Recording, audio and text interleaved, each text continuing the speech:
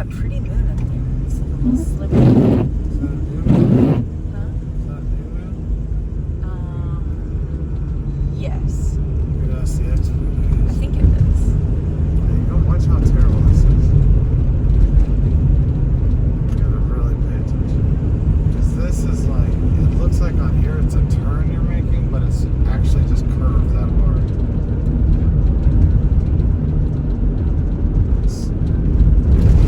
Oh, this is one we did with the other day. We were coming back with This Lisa. is different. That's That was what I talking about mean. Lisa. Yeah, oh, it may have been, but this is old styles. Because it was telling us to do this. This is the one I didn't take. And I went Oh, too okay. far. I didn't notice that was a light up there, right? I think. Yeah, that's the one we need to be using.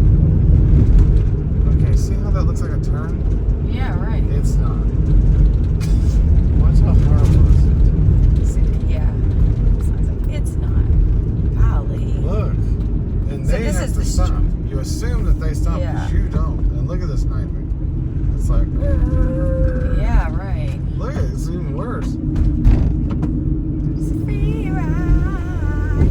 Just do it. You just get right in the middle usually. I don't even try on that one. It's just like, there's no point. Oh, and then it makes a right turn here. But it seems like you could just stay on this and it goes to that intersection. I don't know what it's trying to have. Oh, Giles. Okay. But I don't know why it's having to go to this Yeah, neighborhood. right. I'm curious what it's doing here, actually. Because, look, if you just stay on Old Styles Road, it goes to the... Does this just get to the Whirlybird 4 inches quicker? It just seems kind of dumb.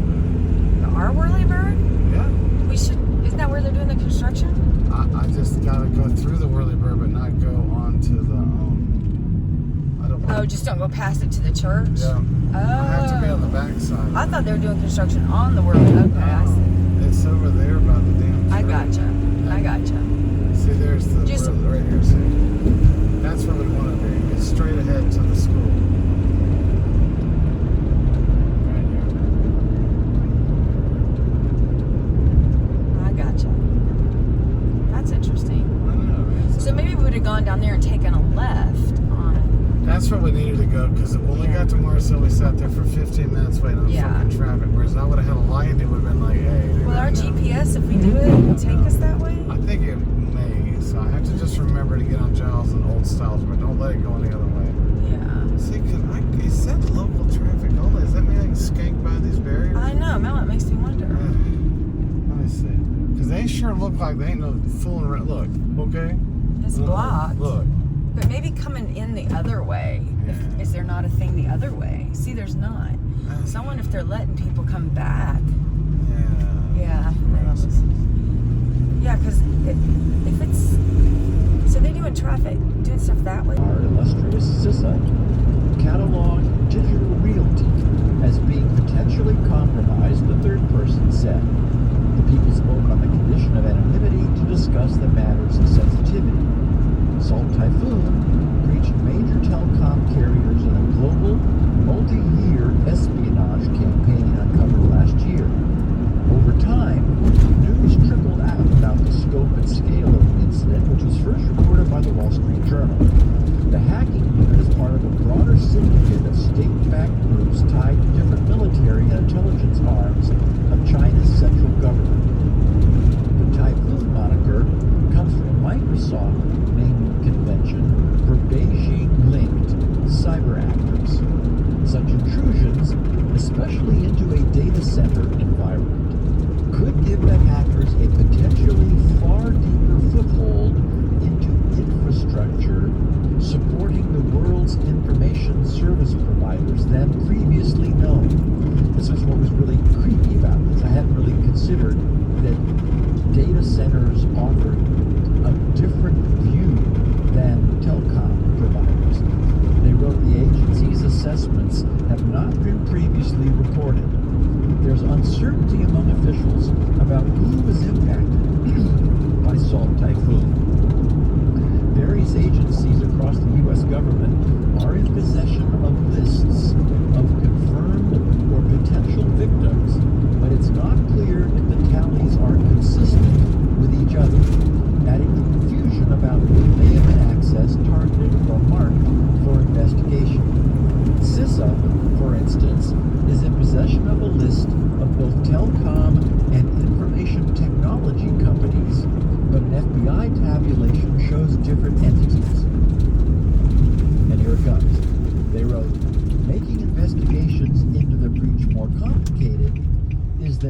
multiple telecom providers have invoked legal strategies to protect themselves from disclosing compromise by the hackers. And this is what I quoted that caught my interest and brought me up short. Inside U.S. telecom operators, incident response staff have been instructed by outside counsel not to look for signs of salt typhoon, said one of the people, declining to name the firms because the matter is sensitive. So yes, now we have database passwords and other secrets that would be a jackpot for an attacker. And Git-related files might expose source code or credentials that enable a deeper compromise.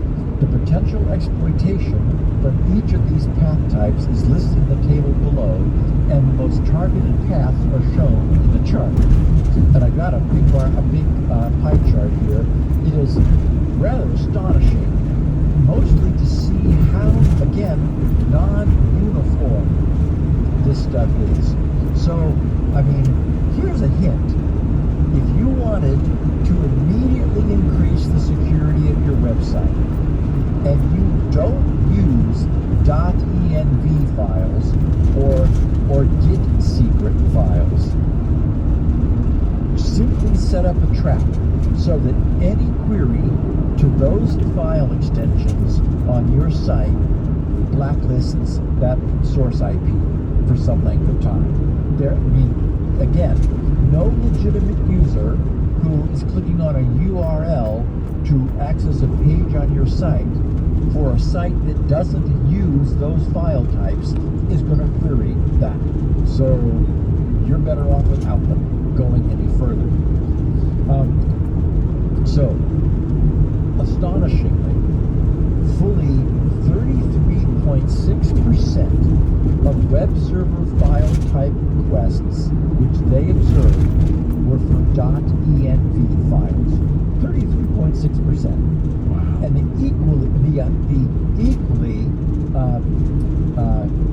effectively equal 33.5% secrets. So these are clearly malicious spy Yes. There's no other reason. No other reason for anything to probe that.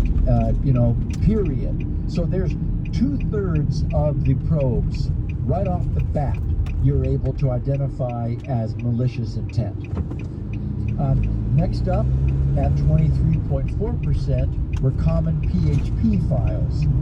So collectively, just those three account for a whopping 90.5% of all website probes. This leaves 4.3% for unprotected config files, 2.9% for YML files, and 1.1% for Python mail sender files.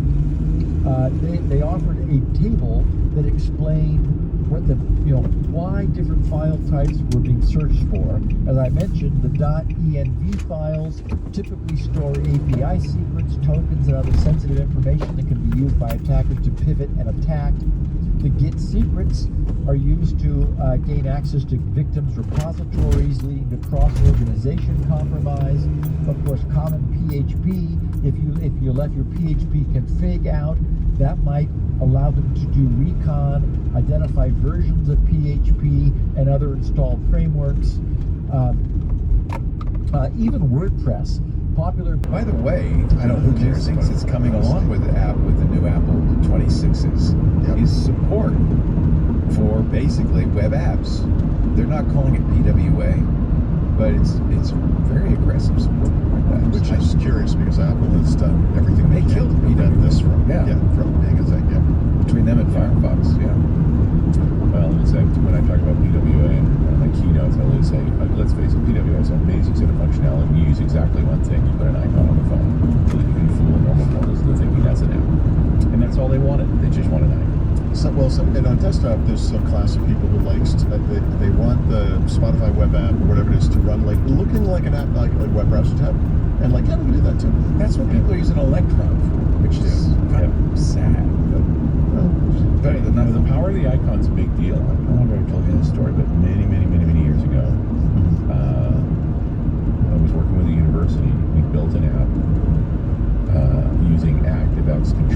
in IE. Yep. And they were very happy with it. They had one professor who hated, who thought that Microsoft had killed Netscape, and so hated everything that was Microsoft. And would refuse to use it.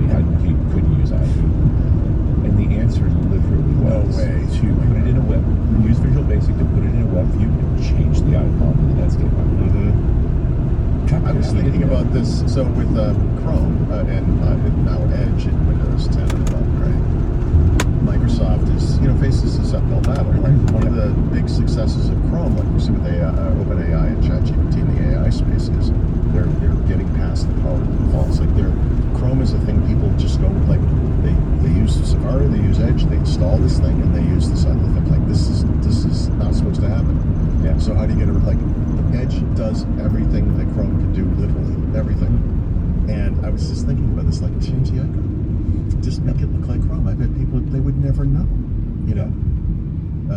I'm not saying that's ethical, but that's why it's right at Microsoft's wheelhouse. I mean, well, let's face it, the Edge icon's just not that far from the Chrome icon right now. It's a blue swirly versus a multicolored swirly. Yeah. Both just swirlies. It's just swirlies. There's your title right there. It's like when you stick your finger and you hit someone in the belly button. Right in the ear. Okay. Anyway. Tell us about your Surface laptop. I know it's nothing but happiness. Richard is slowly rejecting his Surface Studio. No, Richard should do the right thing for Richard. I wouldn't push him toward. I'm pretty sure I'm holding out for the next chip set. It's only a few minutes. Yeah, that could do it too. The AM. Yeah, no, I just coincidentally, I put something aside, like I should write about this. We must be coming up on the 1 year anniversary.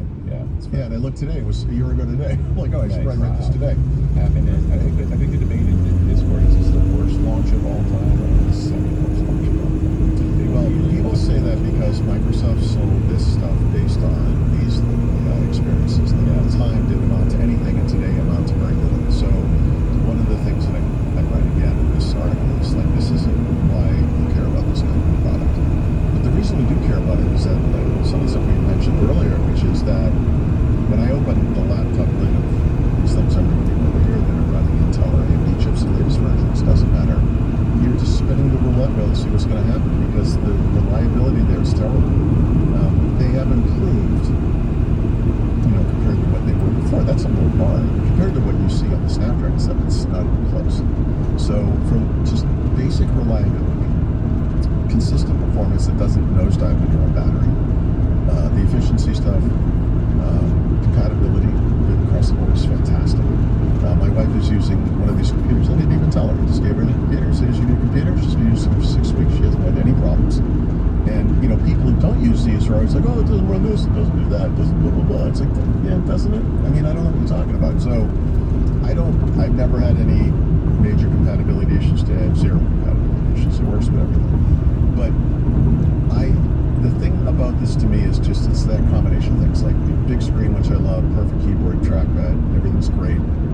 And uptime, when I wrote my review of this thing last July, it was like 10.5 hours average. I just looked over the past month, it's been over 12 hours. Like, it's off the charts. Like, I love this thing. I love it. The only issue I've ever had, which happened right when we came back from Mexico, so about a month ago, was I was typing it on one day and it wasn't typing the letter S consistently. So I did S and it'd be like nothing, nothing, nothing, S, nothing, nothing, nothing. And I'm like, oh, that's not good. So I thought maybe can't work with that. Yeah, I type S a lot. So I think this article I checked, there were 371 letter S's just in this one article. So I'm like, I need the letter S. Yeah. I have a warranty that goes through next year, so Microsoft would have fixed it for free. But I blew air under it. I didn't want to pop the key off because God knows me, I would never get it back on again. Yeah. I looked into self-repair. This thing's supposedly really repairable. I guess it is if you want something that's in the back. But to get to the keyboard, you go through the back, and you have to go through all the components that are in between you and the keyboard. And there are like 21 of them. So I'm not taking out the SSD and the whatever. Like, it's all these different parts. It's crazy. So I was like, all right, maybe I'll just actually get this fixed. That kind of stinks. I wasn't expecting to do that. But they said, all right, first you got to run the Surface diagnostic utilities. So you sit there for about 15 minutes. Some of it's interactive. You try the screen. Whatever you do. It has nothing to do with my problem. It asked if there was anything else. I said, yeah, I'm going to hit the S key. It doesn't hit anything. It doesn't work.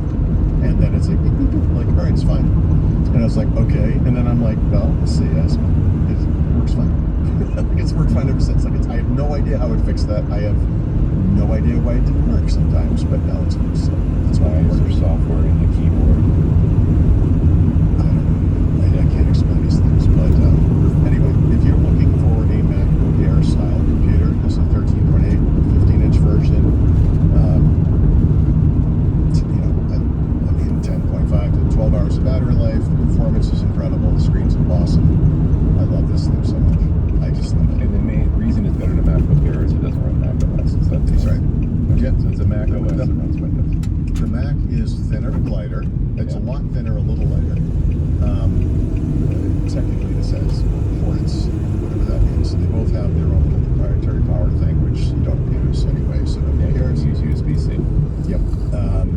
But yeah, they're comparable. I mean, I think that in the Windows world, this is probably the thing that looks from a distance. You go, yeah, those are the same computer. And it's easy to kind of mock Microsoft for that. I guess there's nothing innovative about that, but that's what I want. I want something that looks like that, but it's not that, right? Like, and every year when Apple improves, like the reason I just discussed Tahoe is I always look at the new version. I was like, I don't know, and then use Mac for a little while. I'm like, oh yes, I just don't like it.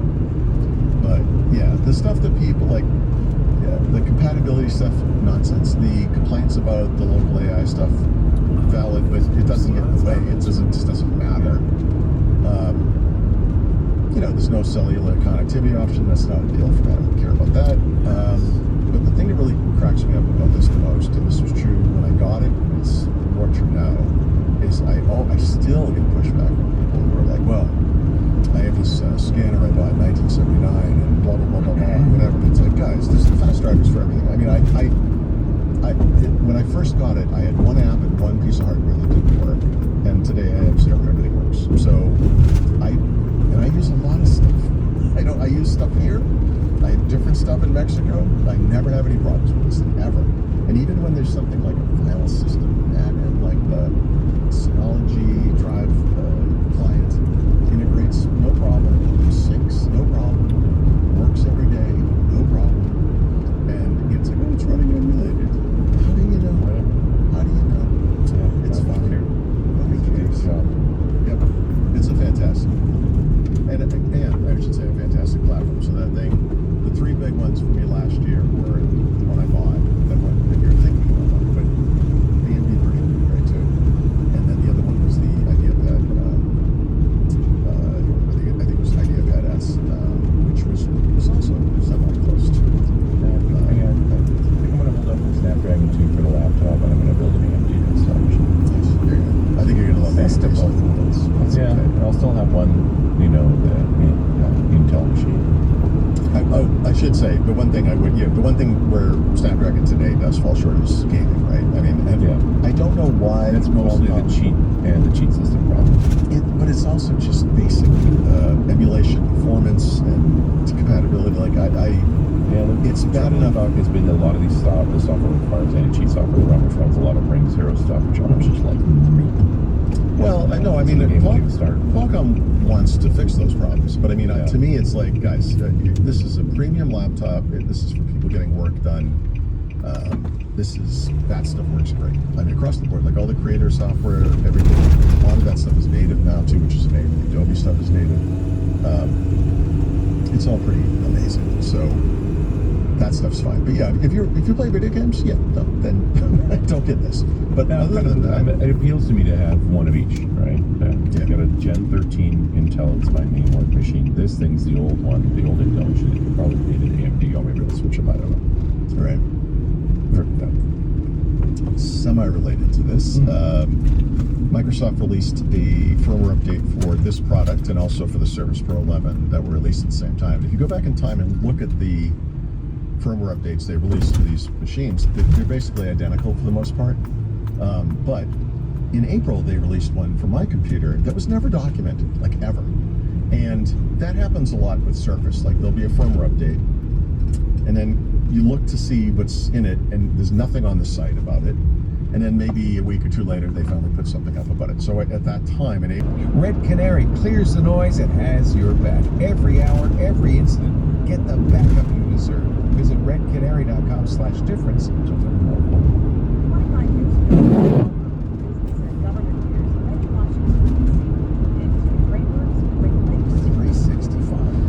So this one was interesting to me because I saw headlines about it, and it made it seem like it was serious and really negative, and I was like, okay, so, and as I wrote this, I originally wrote it as the Better Business Bureau has given Microsoft recommendations about how it might promote Microsoft 365 Copilot. But then the more I read this thing that they wrote, and then I read Microsoft's response, I realized, no, it's actually worse than that. And so there's something called the National Advertising Division, which is part of the Better Business Bureau. By the way, not part of the federal government. This is an organization that belongs to it.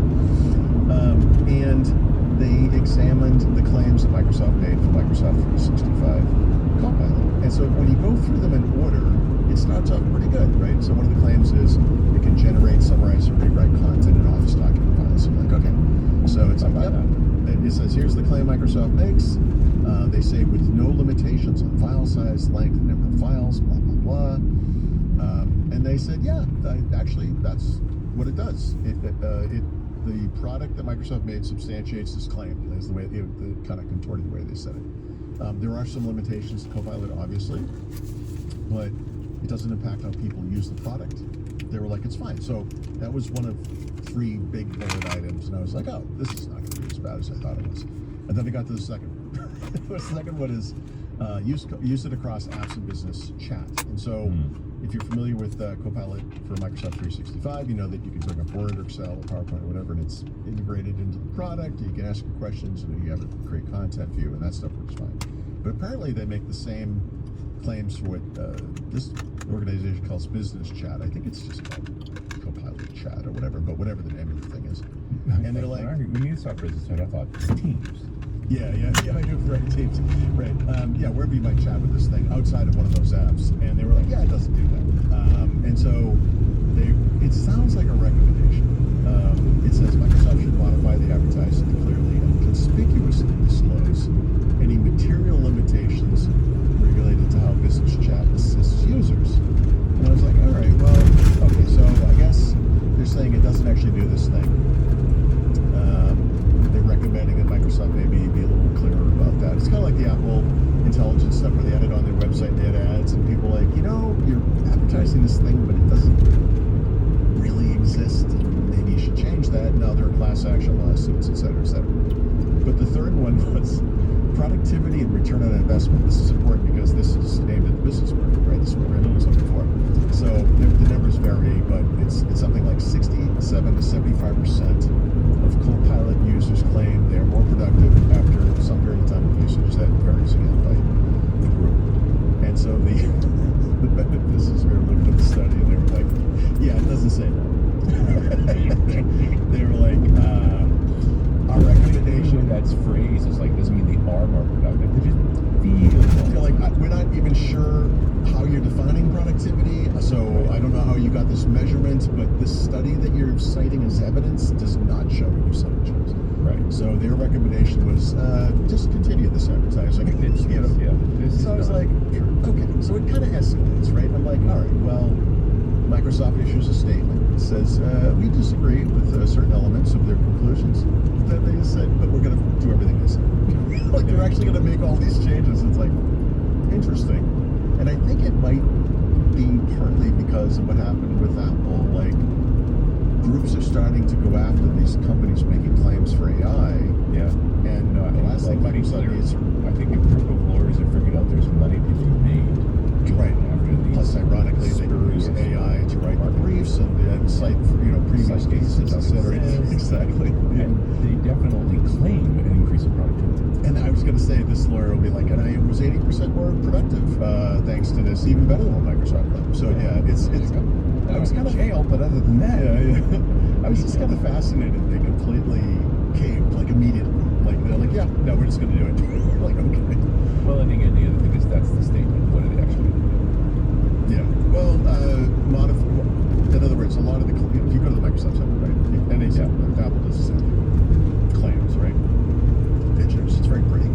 It's always these little asterisks or footnote numbers, and you go down to the bottom, and it's like one point type. And if you bring out your, zoom in the page, you say it doesn't actually do this, or So I These things are not developing. yeah, it's probably that kind of qualifier, but we'll see. I'm kind of curious now. Because I thought, like, this is like kind of a non-story, but then as I read it, I was like, okay, actually, these get worse as you go. And then Microsoft's like, yeah, we're going to do it all.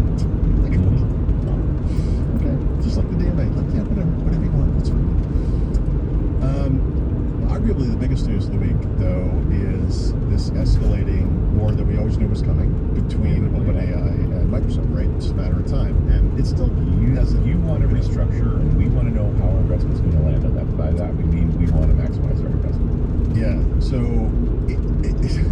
both of these companies have some leverage of some kind over the other. I will say, we've talked about this, but just to be clear, Microsoft invested in OpenAI. It has certain rights that it could prevent it from Could restructuring. block the whole thing. Yeah, It could that was block one all of the of it. main ones. It has a say in whether they restructure or not. Right. Microsoft is apparently not happy that OpenAI just announced they're buying Windsurf for $3 billion, a product that competes with GitHub Copilot. Microsoft is like, I think we're done doing all this AI infrastructure build out for you. Maybe you should go somewhere else for some of that kind of stuff. Mm-hmm.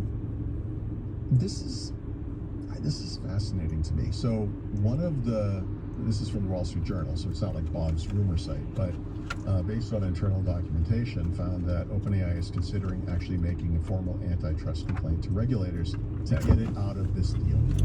Right. So Microsoft has invested, I believe that total is $13 billion. They own some percentage of OpenAI. They get a percentage of That's 49%, but there was a bunch of. That's pretty cold. So they're basically turning state's evidence on. Yeah. Yep. That's so cold. They were stooling. So listen, it's genius in a way, and it's evil genius in a way, which is what I would expect of the robots over OpenAI. It's got to be in that sense. But I guess the deal that they brought to Microsoft when they restructured was you will now own, I think it was 33% of the company. And they were like, no, I think we own 49% of the company. Yeah. Yeah. And they were like, well, we want it to be 39%. They're like, we want it to be 100%. Everyone wants something. We're just saying we own 49%. So, this is the kind of back and forth that's going on, right? And so This feels all like racing shit. Yep. This is what happens when there's a lot of money at stake. It's a lot of money. Well, it's not the money. Microsoft's got plenty of money. It's the but it's million monthly users. Right. They have not. Yes, What do they have, and 30.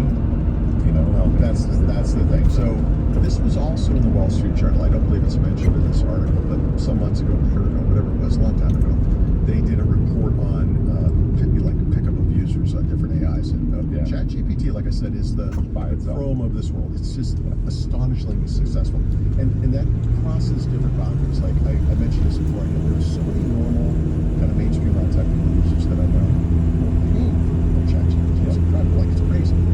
But then there are people who, or whatever, if you're an Apple guy, a Microsoft guy, whatever you are, a developer, maybe whatever it is, which is what this Codex and this Windsurf acquisition, etc., targeting developers. It's OpenAI is like everything, and then it's like everyone else, and then it's I don't remember the numbers, but it was Gemini and Anthropic and whatever else. Way down at the bottom, Microsoft, Copilot, it was nothing. It was like this sliver, and it never really grew from whatever number they had, back when they first launched this stuff. They've not been able to persuade the enterprise. So this is a uniquely Microsoft problem of today. Like we'll talk about Xbox later. But one of the Is it Microsoft failing the consumer space is not novel, right? Well, that's what this really is. Oh, okay. Actually, that's a good point. I wasn't going to say it that way, but okay, fair enough. The way I was going to phrase it was there's this growing belief that Microsoft would never acknowledge unless they show the product that maybe they've hit a limit, like an upper limit on who will subscribe to the Game Pass in the Xbox space. That's right. Maybe they've already hit a limit of a similar thing, the Copilot. Like there's this stuff that's kind of free that you get in Windows. I don't probably in Office too, but to actually get someone to pay is a big leap. And for a lot of people in our space, for whatever reason, that's really a dry line. I'm a sysadmin. I talk to a lot of sysadmins. None of us want to install any of this.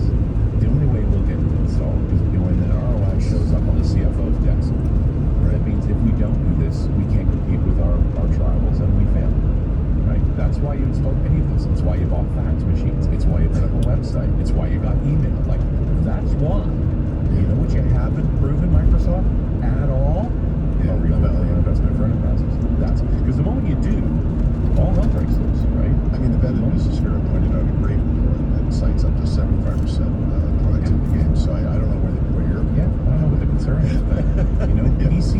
sell until there's a cow show, though.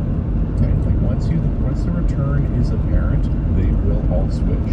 You have failed to produce the return. I'm not saying it's not deserved or is deserved. I actually don't know, but it's fascinating to me that OpenAI ChatGPT has gotten such buy-in from the world. Like they don't. Because it's the brand. It's Xerox, right?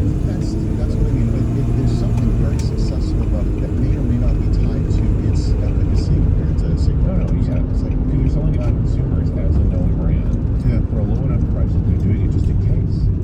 It's fascinating. I mean, it's just it's a weird problem for Microsoft. By the way, in both Xbox and AI, actually, I made the argument, and I guess I still will, that they can still win by losing in the sense that as long as people are using Azure, like imagine if Sony was using Azure and their service took off and Microsoft's didn't. Like, well, we still, we're making money there. It's still okay. And if OpenAI / whoever else is building AI services that run on top of Azure, Microsoft is still winning to some degree. But this is the thing, like they were always a distant number 2 in cloud to AWS. They've closed that gap, but they're still number 2, right? Much bigger than Google, but also smaller, I guess, than Amazon.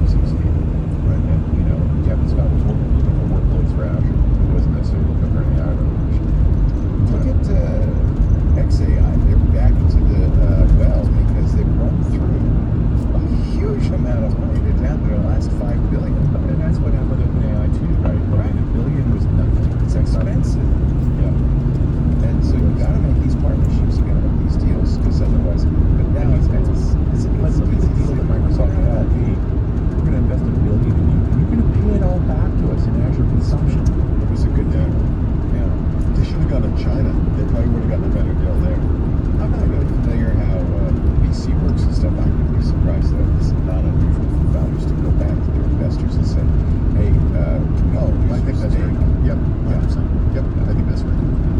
we like It's not usually done to this scale, though. That's the thing. The thing about OpenAI that's different is I think in the history of startups, or actually no, it's the history of independent companies, they're the third biggest in history. It's amazing. They're astronomically big. They've raised more The money. big old asterisk because it's not a proper business model they're operating under still. Yeah, they do make money. Well, they have revenue. I'm sorry, they don't make money. They have revenue. A lot. Yeah, I was going to say they're getting money. Yeah. However you want to term it. I mean, They don't know if they're profitable or not because they don't need to tell us. So Like, right. and how would you count it anyway? Like, Exactly. what we do know is they're burning through enough Azure that Microsoft's not willing to burn through more. Right. But they Oh my, kind it's of been, that's yeah, strangling. it's been a them, problem. if you It's been a don't. problem for other parts of the company. There are parts of the company that do generate money, like Microsoft Yes. 365. There are parts of the company that are kind of on the edge, and we really need this to succeed because if it doesn't, we need to do something else with it, like Xbox and Game Pass and streaming stuff. And there's no doubt that the OpenAI infrastructure needs were hurting both of those businesses. Yep. There's no doubt. And OpenAI's gone to Oracle and others. I mean, they're, Yeah. I don't know how much of that stuff's actually up or still just. But it's like OpenAI. I mean, going to Oracle is like leaving your wife and going back to your junior high school girlfriend. Like, what are you doing? Like, it's just gross. sometimes, Sometimes at some point you just need you need an alternative. Like they needed an alternative. That's what right now. that's They what jumped onto the first project that was taken. Exactly. Yep. And Oracle's a big player in the Stargate thing. So, Yeah. that's an open. Yeah, but Stargate is still a project. It's not actually. Hasn't even I was gonna say, what does it mean? Like they're a big, big player in like Space Army. It's like, okay. I mean, win a war first, then we can talk. I don't know. Like I don't know. I don't know what to make of any of this stuff. But these guys are gonna clash. There's no doubt. I feel like it's. Right at it. Like I said, it's a game of chicken. Like they've gone. Like you just outlined like 4 different antitrust cases that OpenAI has against Microsoft. There's a bunch. And Ironically, this will be the one case where they actually save data. But they're, and I think this is all brinksmanship. Yeah. But the outcome is never going to be we're fine, we love each other, everything's fine. It's always going to be like these two wary. We're going to kick it down the teeth, and the next time we need to establish it. Yep. Yeah, it's not a healthy relationship. No, it can't be. Yeah, it's really messed up. I'm kind of fascinated by this. I haven't had time to look at this too much, but I strongly recommend everyone who cares about this at all goes and looks at, if you haven't seen it, it's openaifiles.org. Apparently the site was started by former employees of the company that are starting to publicize the problems they see with this company, and it is rather astonishing. So on the homepage, they have their 4 major areas of concern, which are restructuring, integrity of the CEO, transparency, and conflicts of interest. If you just kind of scroll through and read the high-level explanation of each of those, it's yikes. Like it's actually really bad. Now, that said, it's also not surprising in the slightest. I mean, if any cursory look at OpenAI, or cursory understanding of what's happened with OpenAI in the past 2 years, this should not be surprising to anybody. But founded on false means, funded in bizarre ways. Like, yeah, a lot of weird stuff going on here. it's been a crazy backroom battle, knife fight since the very beginning. Right. It's literally their DNA. It's like it's a group of tech billionaires trying to establish it. I don't know. And every time one of them gets out, a new one comes in. I'm exaggerating to make a point here. I don't actually know, but I feel like every single person that's left this company of any import has crapped on it as soon as they were gone. Oh yeah. And been like, listen, we got to do something about this company. It's really scary. Like it's kind of bizarre. Like you don't see stuff like that in established tech companies. I think, and I think you raised this point some time ago, a few episodes ago. There's so much money being paid to these people. Yeah. Right. That the ones who are still there may well just be there because they're waiting for us. I would argue not at OpenAI.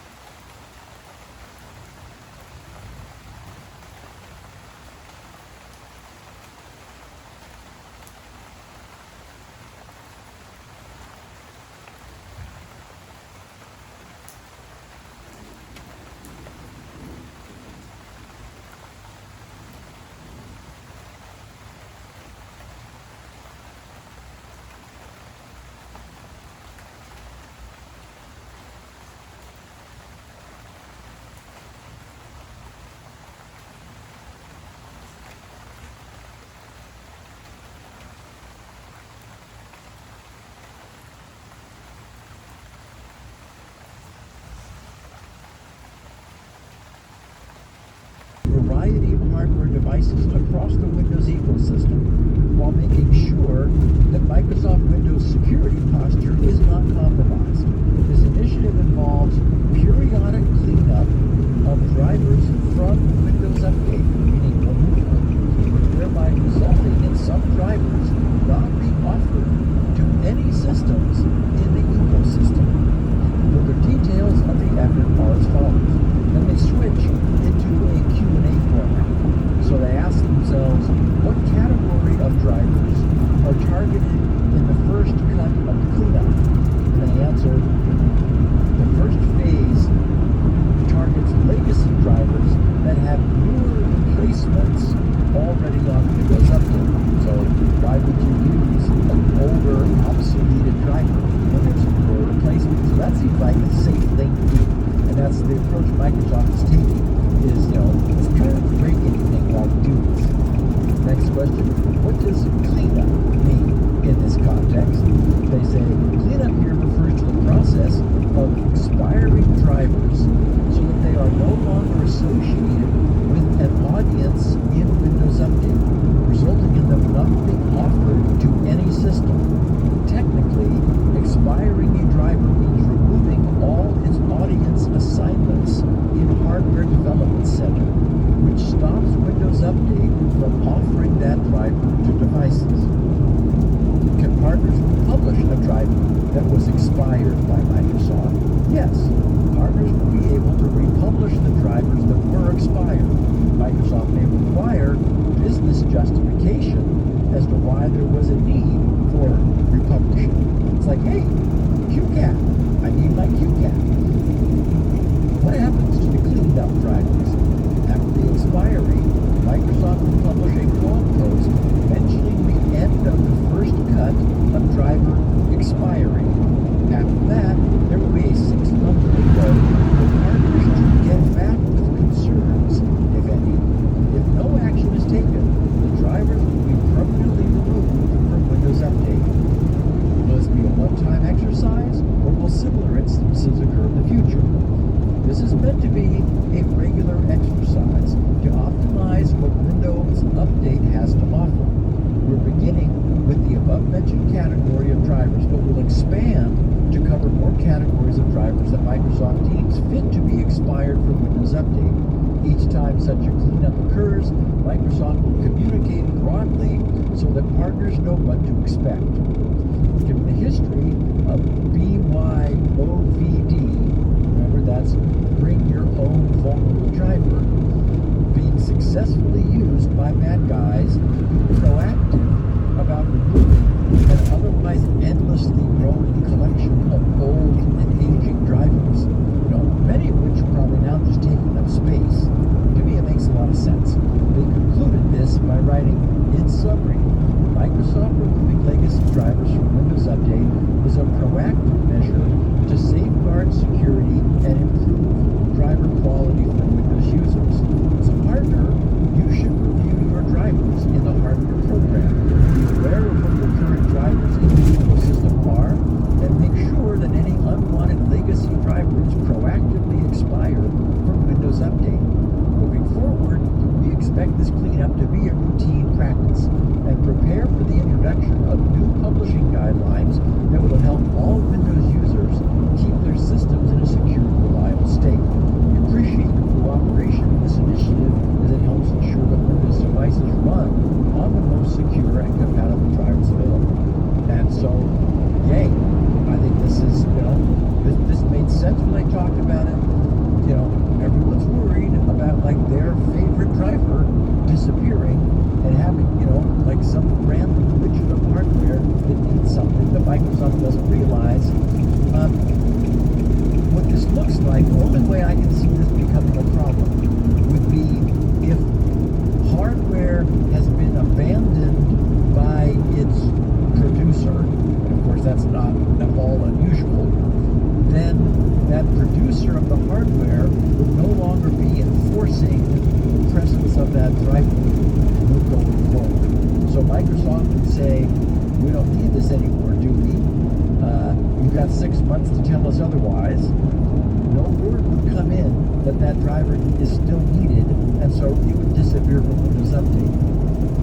I don't know if Windows would pull it back out of use.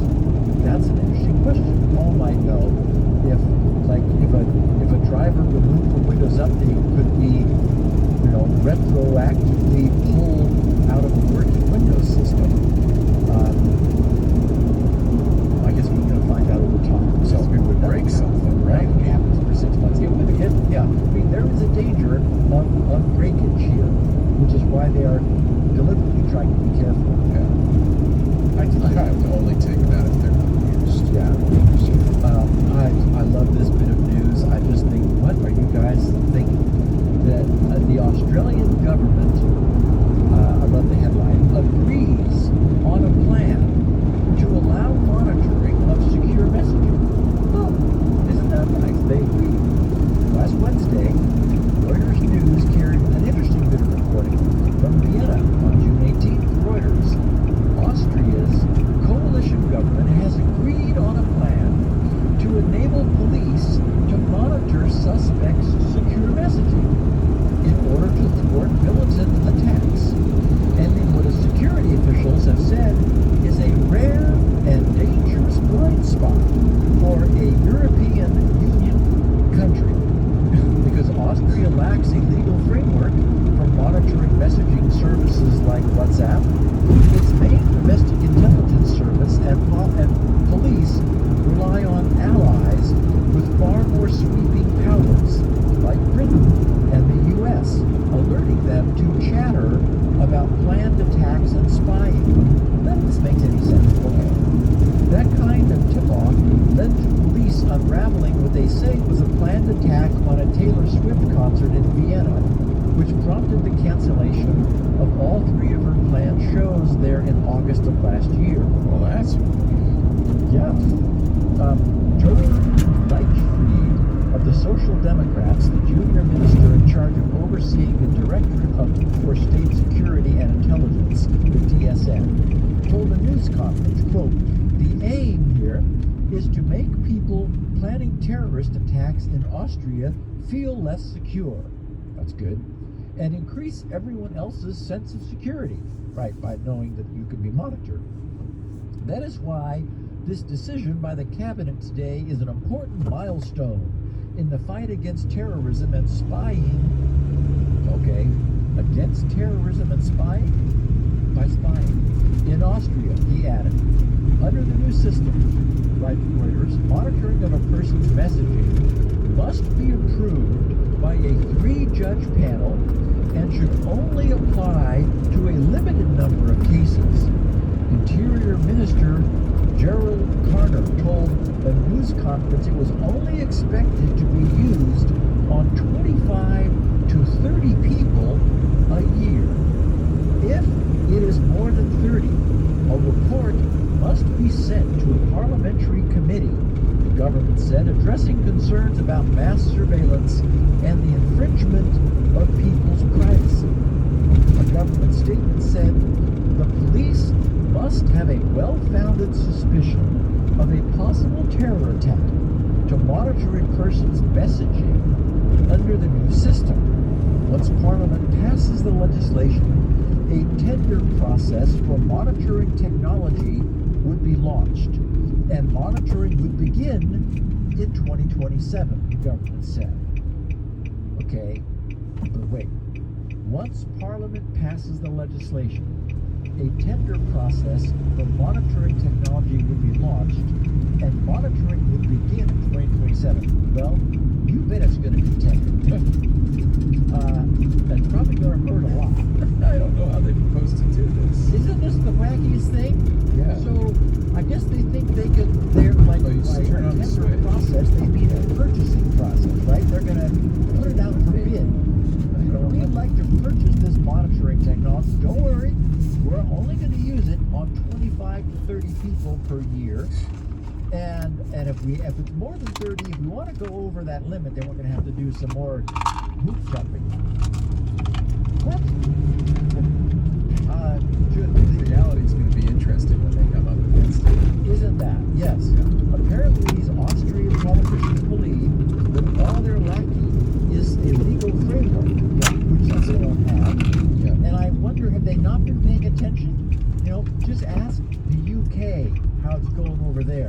was their demand that Apple allow them access to anyone's data. Is it possible that we're the naive ones, that in fact all encrypted messaging has long ago been cracked by authorities in every country? And that's what they're implying. Well, we don't want to have to go to the Five Eyes to get that information. We should just be able to get it ourselves. Do the Five Eyes have it? What we know is that, for example, in the case that we were talking about recently of Signalgate, where a non-approved Signal client was being used, the Signal correspondence was being sent to A third party. email, was being Right. emailed That's to great. somebody. That's secure. So we know that everything is available on a platform before it's encrypted and after it's decrypted. Right? So, but we also know Apple is never going to comply with some platform-wide Austrian, like, we promise not to do it more than 30 on Just 30 a few people. ChatGPT. I decided to see what ChatGPT had to say, so I wrote the following prompt. I wrote, how can I use the Windows native TLS S-channel API under Windows 10 to establish a TLS v1.3 connection to a remote TCP TLS v1.3 server? Okay, now keep in mind, when I'm reading its reply, that this is a general purpose chatbot that can answer a universe of questions from, why does my navel accumulate lint, to how many angels can dance on the head of a pin. After thinking for 50 seconds, which is quite some time, Yeah, if you watch the second hand of a clock, 50 seconds is, it's like it was grinding on this. And it performed 4 internet searches on its own and consulted 7 sources. ChatGPT replied to my question by writing, the short answer, you can't. It's like, wow. Then it said, Windows 10's S-channel SSP. Now just listen to this, listen to every nuance of this. The short answer, you can't. Windows 10 S-channel SSP simply does not expose TLS 1.3 in any released build. So an SSPI client that runs entirely on Windows 10 cannot negotiate a TLS 1.3 session, period. The highest version the platform will offer is TLS 1.2. Microsoft's own protocol support matrix makes this explicit. Then it quotes it, quote, TLS, quoting Microsoft, TLS 1.3 is supported starting in Windows 11 and Windows Server 2022. Enabling TLS 1.3 on earlier versions of Windows is not a safe system configuration, unquote. Then it provides the link for that reference. And it finishes, the SP_prot_TLS1_3_client constant and the newer SCH_credentials structure were backported. And by the way, I had seen those, and this was the source of the confusion. So it understood the source of the confusion that it intuited it, I guess, were backported to Windows 10 1809 for source compatibility, which it italicized for me. And the other places it did bold. Those were its emphasis added, not mine. It's just astonishing. It said, but the underlying cryptographic engine that actually implements TLS 1.3 was never shipped in production Windows 10 builds. Insider preview builds from 2022 to 2021 did contain an experimental TLS 1.3 implementation, but that code never graduated to the GA channel and is no longer available. again, I just looked at this and I thought, what world are we now in where we have this technology? Where again, to me, this is an astonishingly complete and thorough response to my question, which it appears to have anticipated my confusion over the availability of TLS version 1.3 in Windows 10 and explain why there has been some confusion over the question. And I feel as though I should reiterate that this was not a model trained on this domain. It didn't know what I was going to ask. It could just as easily have answered a question about the optimal thread density and caftan rows. I mean, I'm astonished. So I think because I've spent some time in this domain, I've talked about this from all, we've come at a whole bunch of different angles on the podcast, and everyone is wringing their hands over AGI and questions of what it means to be conscious. The emergence of these large language and large reasoning models, I think it's going to give cognitive scientists an entire new realm to explore. I mean, that's great for them. It'll be interesting to see where that goes once we figure out exactly what we've created. But having watched ChatGPT work for those 50 seconds to produce that answer, an answer that would have never been possible to imagine just a year ago, I have finally settled upon where I believe we are with all this, and why everyone, including me, has been so confused by this. It's because it's confusing. There are two distinctly different things here. On the one hand, we have an amazingly powerful linguistic simulation of an intelligent entity. And on the other hand, we have actually intelligent entities which produce linguistic outputs. And here's the problem. Both of these systems produce linguistic outputs, and the outputs of both systems are identical. The reason for this is that the intelligent entity linguistic simulator is an incredibly good linguistic simulator. It's really good at what it does. So no one, considering just its linguistic output, would have any means of determining that they were not seeing the output of the authentic intelligent entity whose earlier outputs were used to train the simulator. But in no way does that mean that the simulator is actually intelligent, nor is there any reason to believe that it is ever going to be. No simulation, no matter how good it is the real thing. The simulator may have been trained on the outputs of the real thing, but that's different from being the real thing. Cognitive scientists are probably falling all over themselves at the prospect of determining exactly to what degree a deep simulation of intelligence is and is not intelligence. But consider this. Although there is admittedly an interaction between thought and language, that's a realm of itself, of philosophy. For a truly intelligent entity, language is the means of communicating the thought.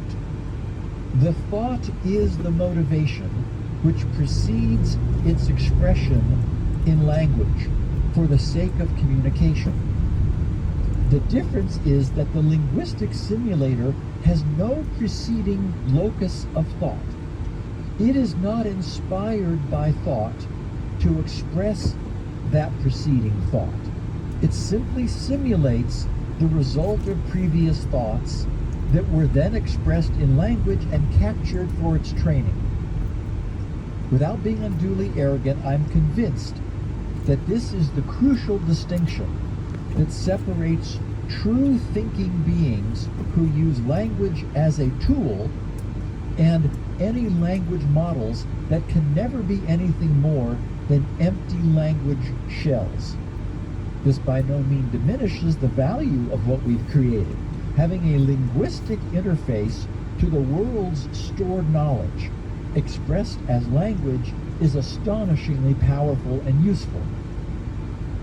But we are much more than that. And so I think, Leo, that's, for me, that rests my case in my mind. I think that that there, if you just look, the reason people are so confused is if you just examine the output, there is no difference. And that's what all these tests and it looks human. Yeah. I mean, there is just no difference. Right. You know, many people know people who are far less smart, knowledgeable, right. intelligent That's than exactly what right. we have now, you know, coming out of ChatGPT. Exactly. So there's no difference. But I think we're going to hit a limit because it will always be a linguistic simulation of an intelligent linguistic creature. I mean, it will always be a simulation of an intelligent. In fact, I sent a show notes out yesterday afternoon, and one of our listeners wrote back and said, the better term than artificial intelligence is simulated intelligence. Yeah, mimetic intelligence. Yeah. Exactly. It is, you know, it is simulating intelligence, which that solves, you know, calling it a simulated intelligence solves this problem of, you know, well, is it an artificial intelligence? What does intelligence mean? Blah, blah, blah. You know, and again, it doesn't have to be any better than it is. What I just read is astonishing. Well, in fact, don't you think we looked at HAL 9000 and kind of thought the same thing? We knew that HAL 9000 wasn't a human in any way that made sense. It was a machine that was very impressive. Maybe it was it ran this spaceship. I mean, right. It was in charge of running this very complicated machine. Yeah. Until it went wrong. Yeah. But maybe because of the way Stanley Kubrick made its voice, it talked like this. It didn't attempt to sound human. And one of the things our current AI overlords really want you to think is Boy.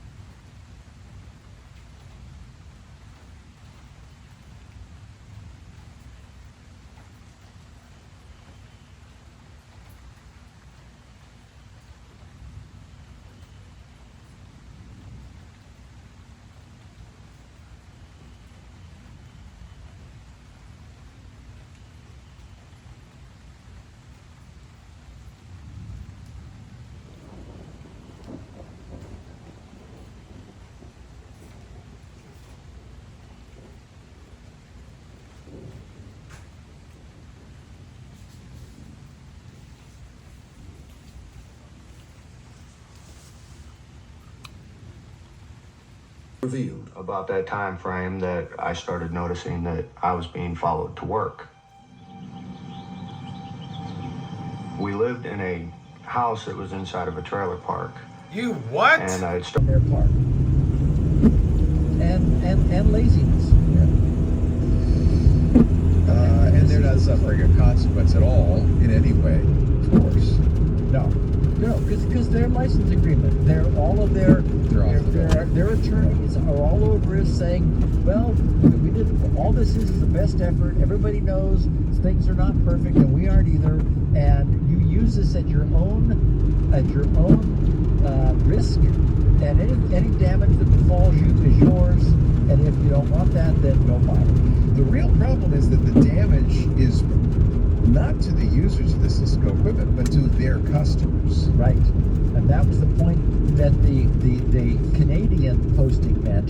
The telecom service providers, the people that they are selling telecom services to, it's like back in the days where that dental managed service provider infected all the dental offices that were using them as their service provider. Well, this is a telecom service provider. All of their clients, all of their customers are now victims. Steve, you've done it again. You've raised awareness. I don't know if we fixed the world's problems, but at least people understand a little bit better about why they exist and who's responsible for them. So that's a good thing. Steve Gibson does this show every Tuesday, 11 a.m. I'm sorry, it's after Mac Creek Weekly. That's 11 a.m. We do the show 1:30 p.m. Pacific, 4:30 Eastern, 20:30 UTC. We stream it live, so if you need the freshest version of the show, you can get it. Actually, there's an even fresher version. I'll tell you that in a second. But if you want to watch live, we are on 8 different platforms for our Club Twit members, our valued Club Twit members. You guys know who you are, and we are so grateful to you for your support. They're the ones who put together about 25% of our operating expenses. If you're in the club, you can watch on the Discord. Although Discord never was designed for streaming video, so a lot of people choose to watch on some of the other platforms. We're also open to the public on YouTube, Twitch, TikTok, Facebook, LinkedIn, X.com, and Kick. So pick your poison, in some cases, pick your platform, and watch live. After the fact, on-demand versions of the show are available in 2 different places. Now, Steve has some unique versions of the show. In fact, all the versions he has are unique at his website, grc.com. He's got a 16 kilobit audio, which no podcast has put out in 20 years, but he does. Because it's small. It's a little scratchy. It sounds like Thomas Edison, but it's okay. It's small, and that's its chief advantage. There's also a 64 kilobit audio, which is the second smallest version, because for a variety of technical reasons, we put out a 128 kilobit audio. So with the 64, it's fine. You get that from Steve. So again, if you have bandwidth issues, that's a good place to go. He has transcripts written by an actual human being, not by AI. Elaine Ferris does a brilliant job. Those are also available for every show at his site. It takes a couple of days after the show's over to do that, of course. He also has the show notes, and that's the first version of the show. You can get the day before, in many cases, by subscribing. Easy to do. Go to grc.com/email. That's designed for you to get your email address on Steve's whitelist, so you can email him with comments or maybe pictures of the week or something like that. But you'll see when you put in your email address below it, there are 2 unchecked boxes, because Steve's cool. There are 2 unchecked boxes, one for his weekly show notes email, and one for a very irregular email about new products, like we're all waiting with bated breath for the DNS Benchmark Pro. You'll get an email when that's available. So that's probably worth signing up to both of those. But again, that's grc.com/email. You got to check the boxes yourself. You got to choose them. Let's see, what else? Oh, while you're there, if you don't already have a copy, and I can't imagine there's anyone who doesn't, but if you don't already have maybe somebody who doesn't have mass storage of any kind, I don't know who that would be. But if you have technology, you probably have mass storage, and if you have mass storage, you definitely need SpinRite. It's Steve's bread and butter. It's the world's best mass storage maintenance, recovery, and performance-enhancing utility. Yes, it works with SSDs. Just get it at grc.com. Lots of other free stuff, including Shields Up, which is one of the oldest and best and still operating network utilities to check to see if your router is opening up your ports to the public.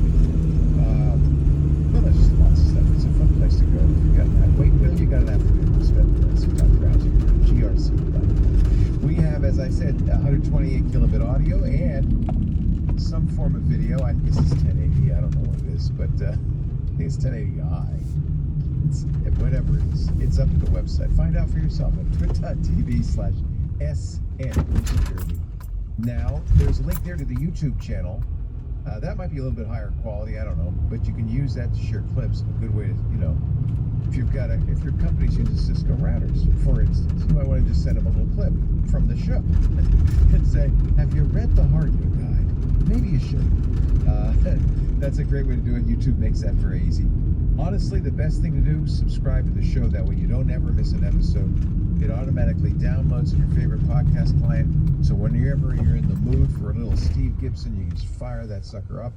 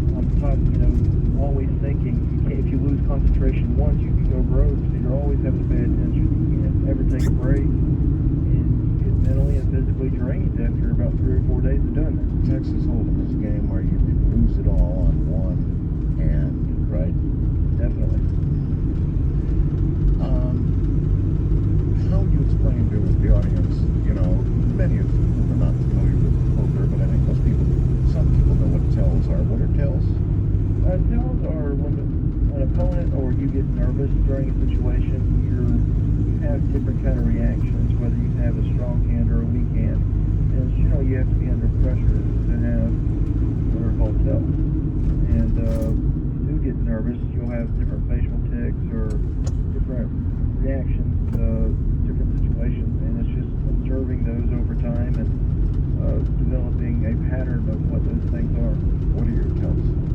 I was told the third day that my nostrils flared when I was walking. Really? Were you able to go back and review the tape and see if that was true? Well, fortunately or unfortunately, there wasn't any tape of me doing that. It was before I was really caught on camera too much. I see. And it was actually brought to my attention by a fellow player that was already busted out the tournament. So he was nice enough to let me know. And then so I started using that to my advantage later on in the tournament, started flaring my nostrils. Oh, really? So, in other words, when you wanted to send a false, that's pretty cool. And do these tells get sort of rumored around everywhere? Yeah, I mean, everybody thinks they have tells on everybody. Tells are not an exact science. It's something that you have to have for yourself. I mean, some people say you have a tell and you agree with it. I mean, it's not perfect science, unfortunately. It's just something you sort of use as guidelines when you're playing at the table. Do you use them? Oh, that's my main part of my game is using them, but you have to be careful because, like, I was using my nose to fill all fake tails. There's a lot of people filling on fake tails. So. Yeah, it'd be psychology and double psychology, and I don't know how you'd get around that. I guess you just have to use your gut. And is that what you finally? I mean, you were at a table with people. Gus Hansen, for example. That guy scares the hell out of me. When I watch Gus play, he just scares me to death. I mean, the guy will bet on anything. It's amazing how impressive people can get at the table. And definitely Dustin Flake and some of the white guys are Sam Farmer is on the bottom of Gus. He plays a fast game, and they put a lot of pressure on you at the table. And that's what they're doing. They're looking for some pressure on you. I don't think it's nothing to play against those types of players. No, I mean, Gus doesn't have the reputation. I watched the guy. He will bet. He's just virtually on anything. Is that a strategy in itself? In other words, everything else aside, if you are aggressive enough, if you're willing to throw in a bigger pot of money out there on the table, is that a strategy in itself to win for you? Oh, definitely. I mean, first of all, people fear you. They don't want to get mixed up in hypocrisy because they really don't know where you are. The good thing about poker, you know where your card is, but you somewhat narrowed down by how he bets. If you don't know where he is, he has an advantage over you in the long run. Did TV, how does that work with TV? I mean, is each player sort of required to show his cards so the camera can get a look at them? You're not required. You sign a contract in the beginning of the tournament and playing the tournament that says that you'll show your cards and you can't wear advertisements or whatever the case may be for this particular tournament. And it's not that you make it to the final table or what's called the TV table throughout, like the World Series, where they put you one specific table. It's the only time you have to show your whole card. So, for 6 days, I didn't even show the whole card one. So it just depends on what table you get and how the luck of the draw comes up. If you were to describe your style of play versus other champions, Amarillo, Doyle, others, how would you describe your style of play? In general, it's aggressive, but it really just depends on the table. I play my style exactly to how my table plays. I mean, I don't sit down with a game plan or a way to play. I'm adapted to whatever best fits the table I'm sitting on.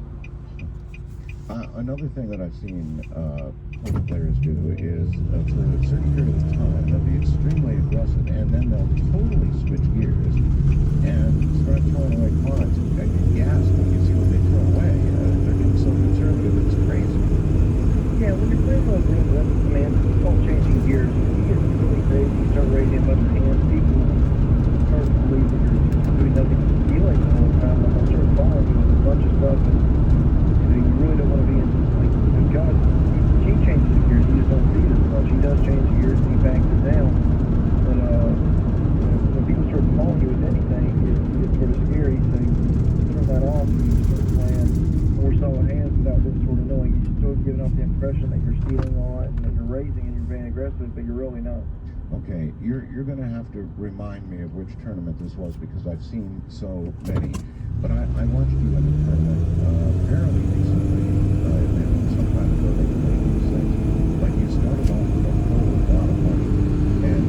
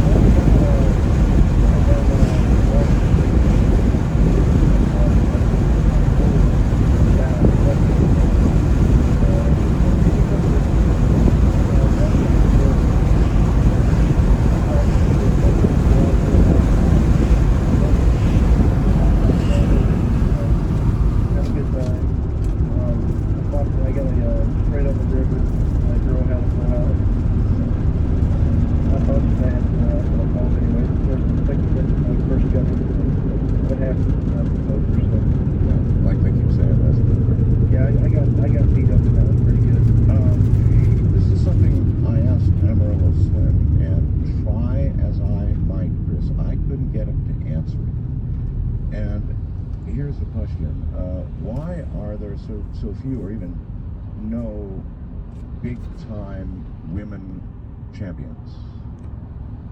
Well, I mean, to answer the question, I guess the best way I know how is the ratio of men to women playing at this point.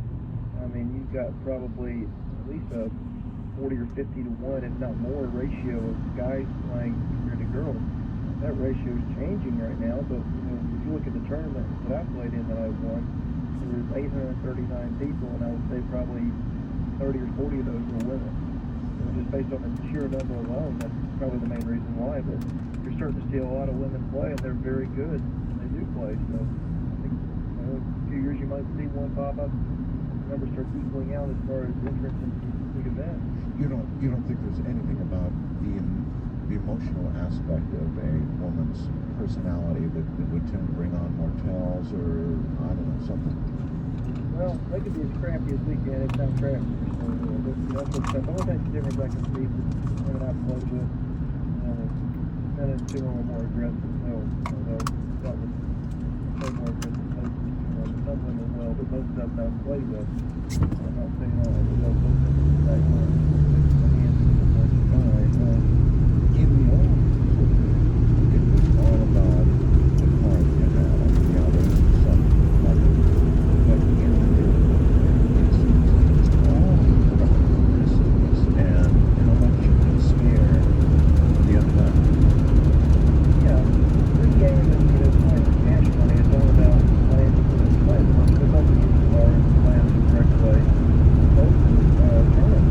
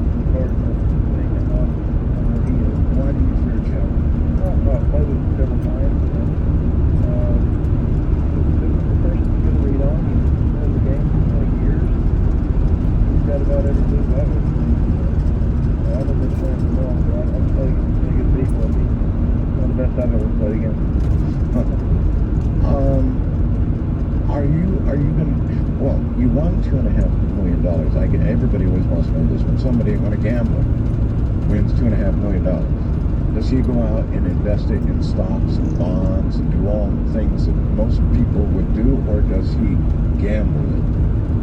Well, that's a good question. I gambled some of it, and then I put a lot of it away in stocks and bonds. So I was accounting going into it, and I went back to work. I was not play poker, just be at work. But then the whole poker boom took place, and you started getting invitations and stuff like that, right? Exactly. I got some endorsements, some parents' money, and things started taking off, and it just didn't make much sense to work at what I was making, what I could make in basically a week. All right, playing poker. Chris Moneymaker, hold it right there, bottom of the hour. We'll be right back.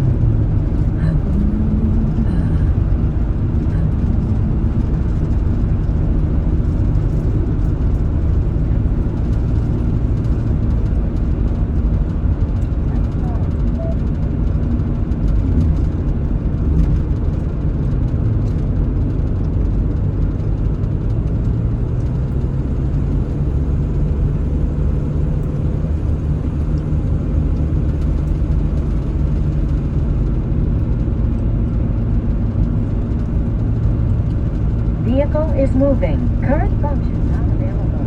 Please say a command after the beep. Available commands are call, contact, recent call.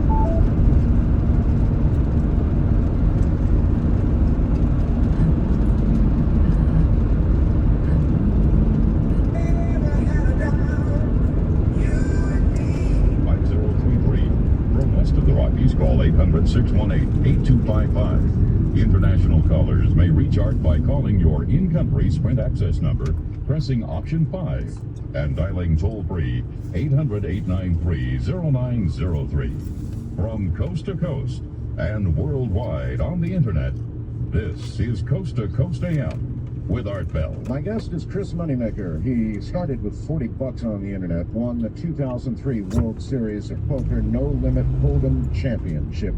It's quite a story, all right. We'll get right back to it. If you've never seen the poker tournaments, you're really missing something. You know, the Travel Channel, ESPN, others, they carry them. And they're incredible. Hundreds of thousands of dollars, even sometimes millions of dollars on one hand. And you get to see the whole cards. You know what the other guy's got. And we're thinking that accounts for the popularity of the game on television, whatever it is. It's dramatic, it's interesting, and in fact it's fascinating, it will rivet you. And the winner of the 2003 World Series of Poker is with us tonight in this hour. Next hour, by the way, Timothy Good and UFOs. But right now, Chris Moneymaker. And Chris, have you played with Fossil Man? Yeah, I've played with him 3 or 4 times now. Right. Weird glasses that he puts on, and these little weird fossils that he keeps around as like the Lucky Charm. Is there anything that you do like Fossil Man? Anything you wear or that you've done that sticks with you and you keep with you for luck? I wear my Oakley sunglasses basically just to hide my eyes like he does. Other than that, I really don't have anything that I keep with too much. How important are the eyes in terms of the rest of the face? I mean, ticks and all the rest of it, the way you look, or even flaring your nostrils, whatever. How important are the eyes? Well, it's all important. Eyes are definitely a very important part. It's one of the things I look at first. And I can't find anything there. I go on to other places, but it's definitely important. Some people hide them, some people don't. Manage to hide everything. You never know what's going to give something away. So. There's a big controversy about showing cold cards. Plenty of people think that you never, ever show your cards in hand.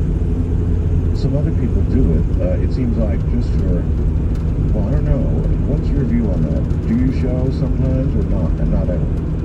I show, but usually I show for a reason. If I'm showing you my hand, I'm trying to either upset you, you on what's called tilt, where you want to come at me, or show you that I'm basically on quality hands to show you that I'm not just trying to get. It depends on the situation. Most of the times I don't show them. Tilt. That's such an interesting word. And also the title of a new ESPN. Have you been watching Tilt on ESPN? I feel like I'm not around to watch too much TV. I've heard it a different show. Had a chance to watch it. Yes, it's different, all right. At any rate, the whole subject of tilt is interesting. Tilt means, I guess, when a player begins making moves because they're upset, they're angry, something's been done to them, and they go berserk. That's tilt, when they start betting where they shouldn't doing stuff like that, right? That's what tilt is. Yeah, that's a good one. Have you ever been tilted? Oh, of course. If you're a poker player, you've been tilted. I mean, I try to control it better now than what I used to, but I mean, it happens to everybody. And when it happens, are you then placing bets just for revenge, or how does it affect you? Usually you just make bad decisions. On one hand that you would normally fold, you raise with, and you call off all your chips. You should be in the hand. I mean, it makes you a lot of different ways. Usually if I know I'm going to go, I try to walk around for a while and go off at least 5 minutes. It's better to lose a couple blinds and miss a couple hands rather than throw all of your chips away because you're mad. So you'll sacrifice, and when you get up and you walk away, you do miss. I mean, you've got to still contribute whatever the blind is, right? Oh, definitely. Yeah, you're sacrificing blinds. So in a big game, that you might not have that opportunity. In a big game, you still have the opportunity. Usually the big games, the blinds are not overly, I mean, some of the bigger games are 25, 50, no limit, where you might lose 75 bucks or 150 bucks, which is, in that game, is not that huge of a game. Huge amount to lose. So you're that well controlled that you'd miss a couple just to sort of gather yourself back together again. It's not the well controlled. It's I've learned my lesson a couple times during the time. So I know to get up and walk around to the way left. Do you have anybody that's generally watching you and can tell you when you're beginning to tilt? Not really. My fiance and my father both watch me when I play. They watch me more for entertainment value than anything else. No one really watching me. How do you feel about at a poker table? Sometimes there will be one person who will just talk your ear off. I mean, you're trying to concentrate, do whatever you do mentally, and some guy is just rattling away, talking about everything that happens at the table and a lot that doesn't. How do you feel about that? Depends on the game. If it's a lower game or not such a serious game, I'll sit there and I'll wrap back with my talking to people anyway, so I enjoy the conversation. But if it's a really big tournament or really big cash game, I'll usually just sort of tune them out and try to pick up my tail and play the game. And most of the time they get the hint that you're watching the game, and they usually get quiet. Do you ever talk to guys to, ruin their concentration? If I know it's going to help, yeah. I mean, whatever does it. It does help, yeah. I mean, it all depends on the person. Use every little trick in the book you can to get off the game. Al, you've been called by those, I did a little internet search on you, and a number of people have written stories about you, and they all seemed impressed with how much of a gentleman you are after the game. Now, of course, I don't get to see that a lot on television. But when you get up from the table, you shake hands with everybody. I might add, not everybody does. There are some pretty poor losers, aren't there? I mean, there are some poor losers, and there's some very good gentlemen in the game. It's a great game. I think more and more now you're seeing a lot more gentlemen in the game. Well, yes, but there are some, and they throw things around. I've seen things on television. Of course, there are definitely some poor losers. TV highlights that stuff. When somebody gets up and throws something across the room, or something like that. There's a lot of money at stake. No question about that. How do you feel when you won?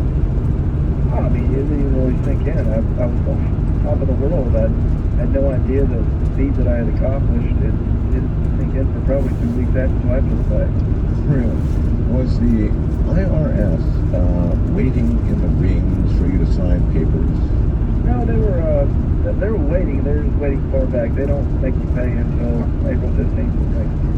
They weren't on my doorstep waiting, but they were definitely sitting in the wings waiting on their check. They definitely noted you had done that. I don't know if they did or not. I went ahead and paid them before they even asked. I see. I just thought it was best if I didn't ever get on their bad side. Well, that probably amounts to, about 38-40% of $2.5 million? Thanks to George W. Bush, it went down to 33%. 3 for, oh, that is better. And that is thank you to President Bush. Stu Unger, you know that name, of course. 3-time World Series poker champion. But in the end, Stu was definitely beaten by his own demons. And I wonder if you feel any of those demons, or can you just play poker to make a living? Well, as you read my book, you'll see that I had enough crutches and enough demons before I won the World Series.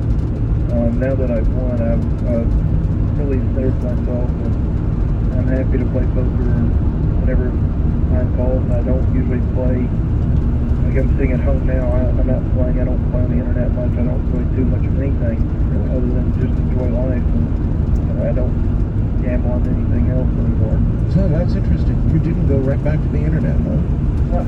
I still play on the internet. It's just, it's not something I'd rather spend time with friends and family and just, have a good time enjoying my life rather than, I've got this business starting, so, spending a lot of energy getting that going off the ground. What is your business?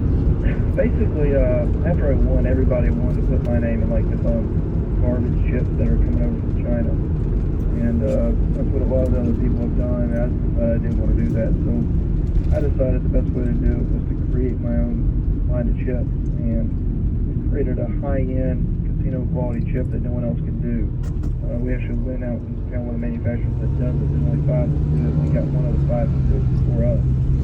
And so we created high-end chips, and we also went out and getting licenses from some big names. We got Rusty Wallace, we've got Playboy, and we've got Vita, the girl from Mace, and then we got Death Row Records as well, and we're working on several others right now. So these are the kinds of things a poker champion does to capitalize on the celebrity, I guess, right? Yeah, it's something that you utilize to make some money that not have to earn it on the table.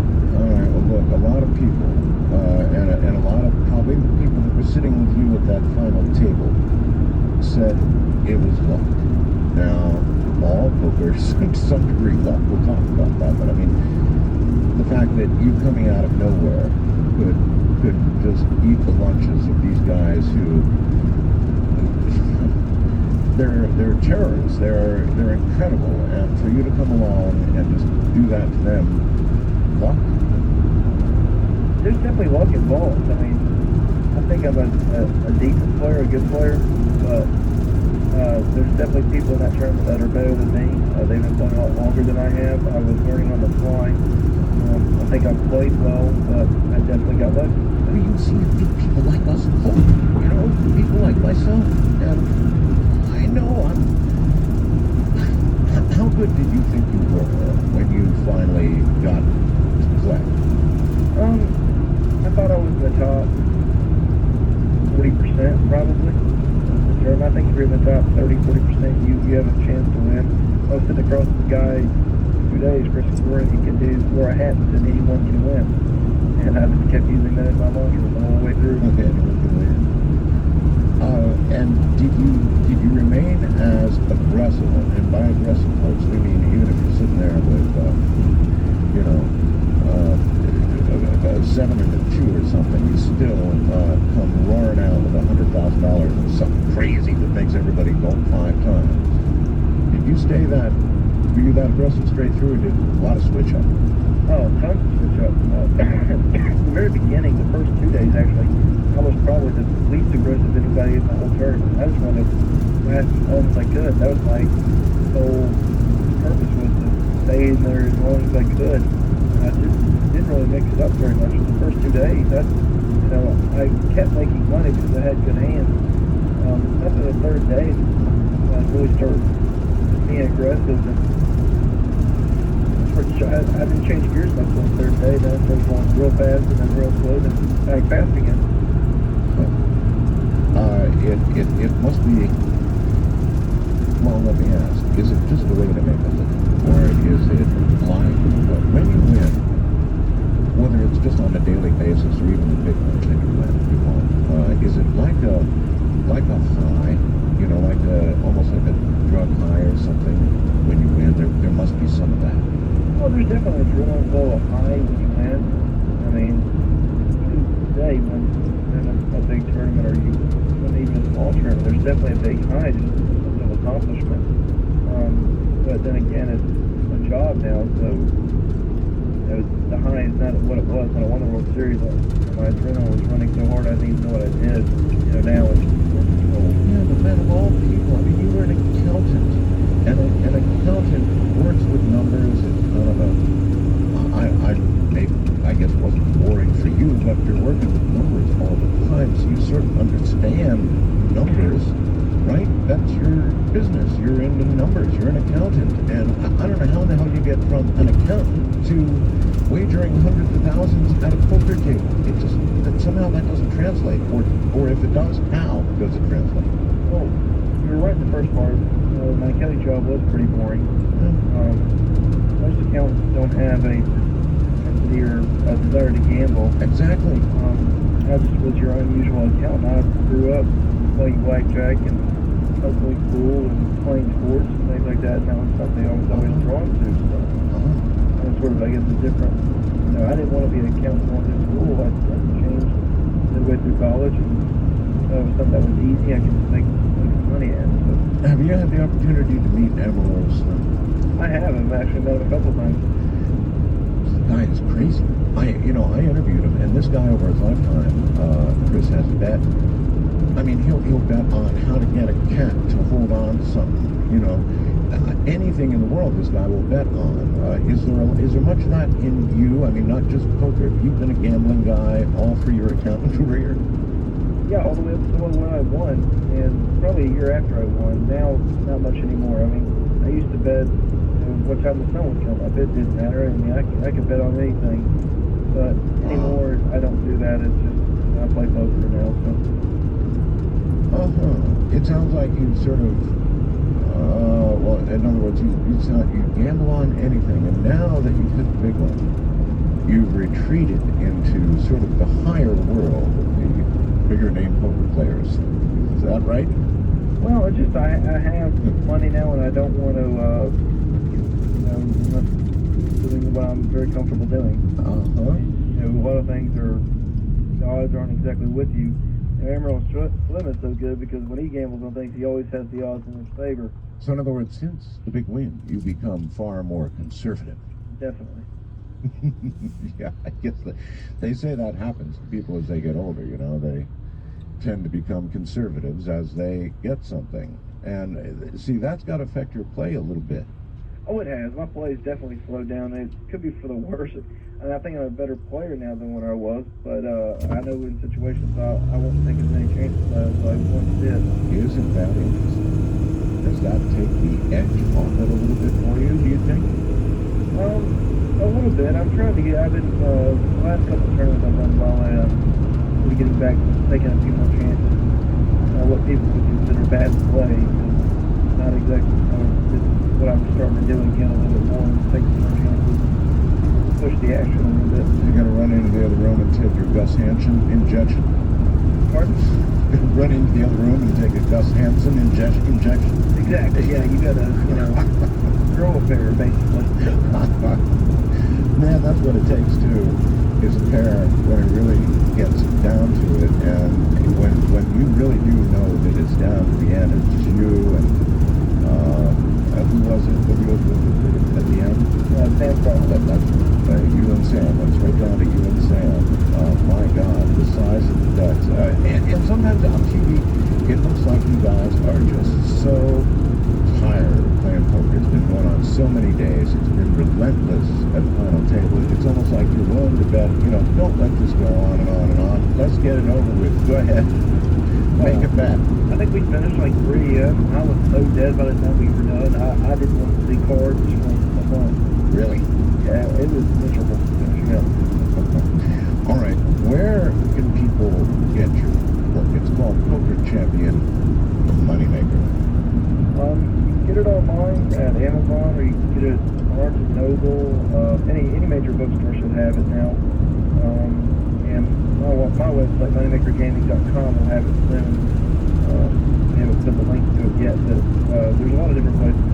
Generally, any bookstore you walk into will have it on. Haven't read it yet, Chris, but let me ask you this. If somebody who's sort of interested in all of this right now and they're watching on TV and maybe they played a little internet at Texas Hold'em, but they buy this book, Chris, and after reading it, maybe would it teach them enough to go make a stab at it themselves? It'll help. I mean, basically what it is, it tells my story, and we give a play-by-play throughout the main event that I won. What I was thinking was began, and basically where I came from and how I got into the World Series and what I've done, a little bit of what I've done since. So, and the thinking process is what's going through my mind. Yeah. Or anything these hands are real helpful. Yeah. So there is a lot of that. It's more of an entertainment read than anything else. Everybody just read it. It's really quick read, but very fun read. Well, I did read the first few pages, and it was absolutely fascinating, so I wish you well with the book. And are we going to see you at another final table soon? You should. I got one. I just finished. I got a fifth place in one. I don't know if it's going to be on TV or not. I'll be playing through one coming up here soon. All right, Chris. Take care, buddy. Hey, thank you. See you later. Chris Moneymaker won the 2003 World Series poker from the high desert, middle of the night. This is Coast to Coast AM. I'm Mark. Coming up in a moment. Ufology and Timothy Good. Sweet dreams are made of the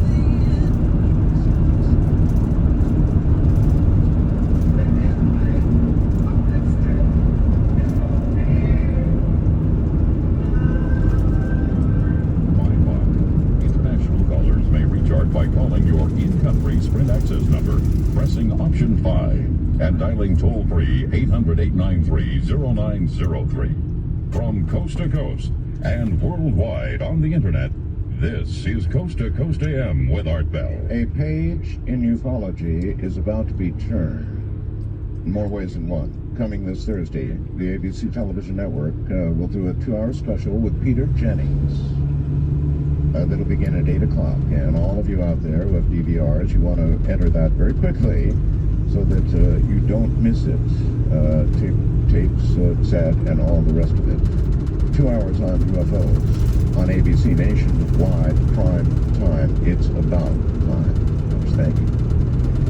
That is the subject we will engage in now on Coast. Timothy Good has conducted worldwide research on the UFO phenomenon, including interviewing key witnesses and discussing the subject with astronauts, military and intelligence specialists, pilots, politicians, scientists, lectured at university schools, at many organizations, and has even been invited for discussions at the Pentagon in 1998 and at the headquarters of the French Air Force in 2002. He has acted as consultant for several U.S. congressional investigations. He was born in London. In fact, he's in London now. Timothy Good gained a scholarship as a violinist to the Royal Academy of Music, where he won prizes for solo, chamber, and orchestral playing. He played for 14 years with the London Symphony Orchestra. He has also freelanced as a session player for television, dramas, commercials, feature films, and recordings with pop musicians. For example, Phil Collins, George Harrison, Elton John, Paul McCartney, and Rod Stewart. Even U2. So, my God, what a background for somebody into ufology. Coming up in a moment, Timothy Good. Radio.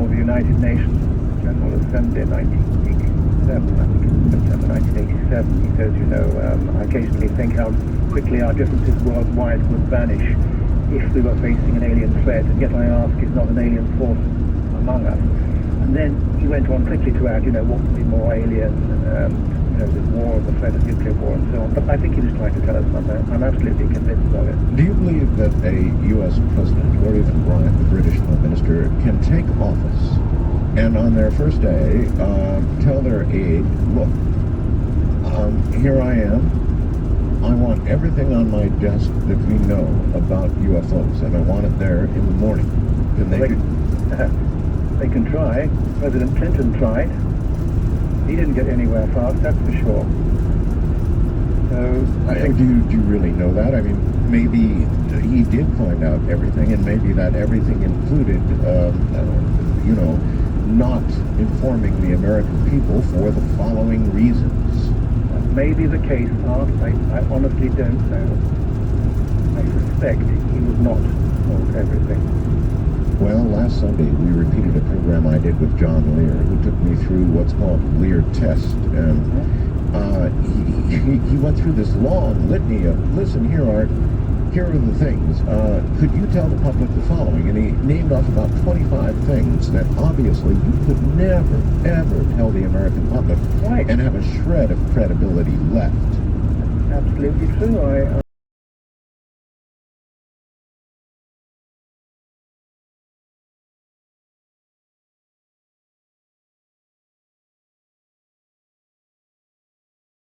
It's often been said, and to society in general, it's much better just to let the facts leak out gradually. All right, Timothy, hold on. We're at the bottom of the hour. My guest from London, England, is Timothy Good. On a Saturday night, Sunday morning, this is Coast to Coast AM, doing what it does best. In Ghans.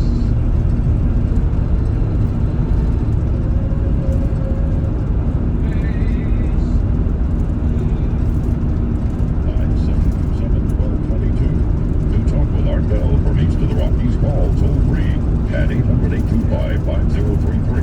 From west of the Rockies, call Art at 800-618-8255. International callers may reach Art Bell by calling your in-country Sprint access number, pressing option 5, and dialing toll-free 800-893-0903. From coast to coast and worldwide on the internet, this is Coast to Coast AM with Art Bell. Actually, I think 7 horses are galloping. Good morning, everybody. Oh, we are, being visited. You don't really question that, do you? They are up there. I know. I had one right above my head. Kind of hard to deny when that happens to you. Be right back. Never wondered. Sure is interesting. Timothy Good just suggested that it's a trip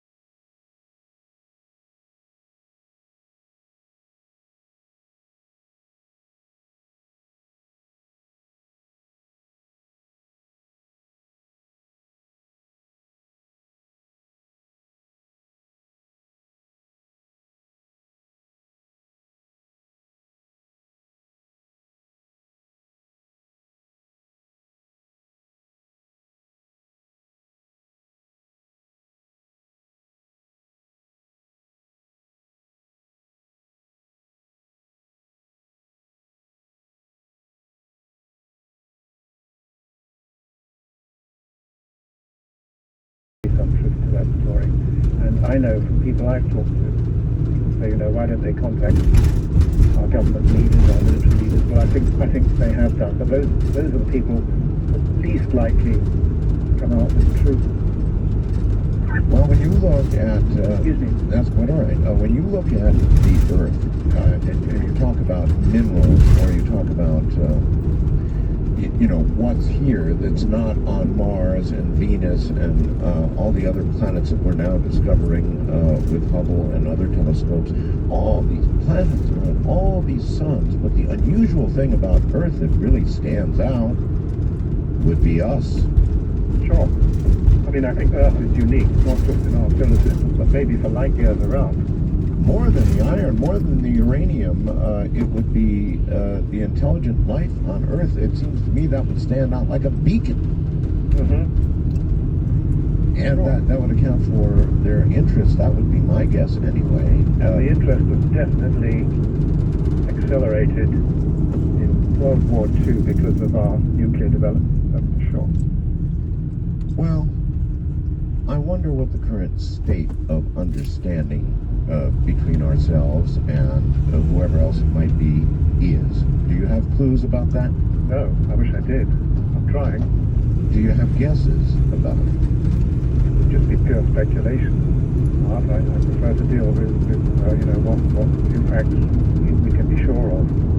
Well, I know that, there's a lot of conversations you have with people that probably information comes to you that you wouldn't put on the air. Yes. And from that, I thought you might have some educated guesses. Yes, so before I exploded with my coughing fit, I was about to tell you of Air Marshal Sir Peter Worsley, an equivalent, like a kind of military attaché to the Queen and Prince Philip for 7 years, back in 1954. He was also Deputy Chief of Strike Command and a decorated war hero, flown 19 different types of aircraft, and he claimed that in 1954 he had a 2-hour meeting with an extraterrestrial being arranged via a British Army general. This took place in the middle of London, in the presence of a witness, and he wrote up that story in his autobiography, Sounds from Another Room, and he gave me additional information, which I published in my book Alien Base, and it's absolutely extraordinary. And can you tell us about? There's so much information attached to that story. I mean, this being appeared human-like. He didn't say I'm an alien. He could. Most disturbing thing, but. All right, so you want to be at the top of the hour. Hold tight. When we come back, we'll have a full hour. Good thing about long-form talk radio, you can get in some of these things, and we will. The first-time caller line is area code 775-727-1222. To talk with Art Bell from east of the Rockies, call toll-free at 800-825-5033. From west of the Rockies, call 800-618-8255. International callers may reach Art by calling your in-country Sprint access number, pressing option 5, and dialing toll-free 800-893-0903. From coast to coast and worldwide on the internet, this is Coast to Coast AM with Art Bell. Oh yes, when it comes to the details of a 2-hour meeting with an alien being, then I have time, we all have time, for some of the good details of that. Coming right up. Your old, tomorrow night in the psychic world, the real McCoy's here, Russell Targ is here. And believe me when I tell you, he's the real McCoy. It's going to be an interesting, very interesting Sunday, and certainly is a fascinating Saturday night. Timothy, welcome back.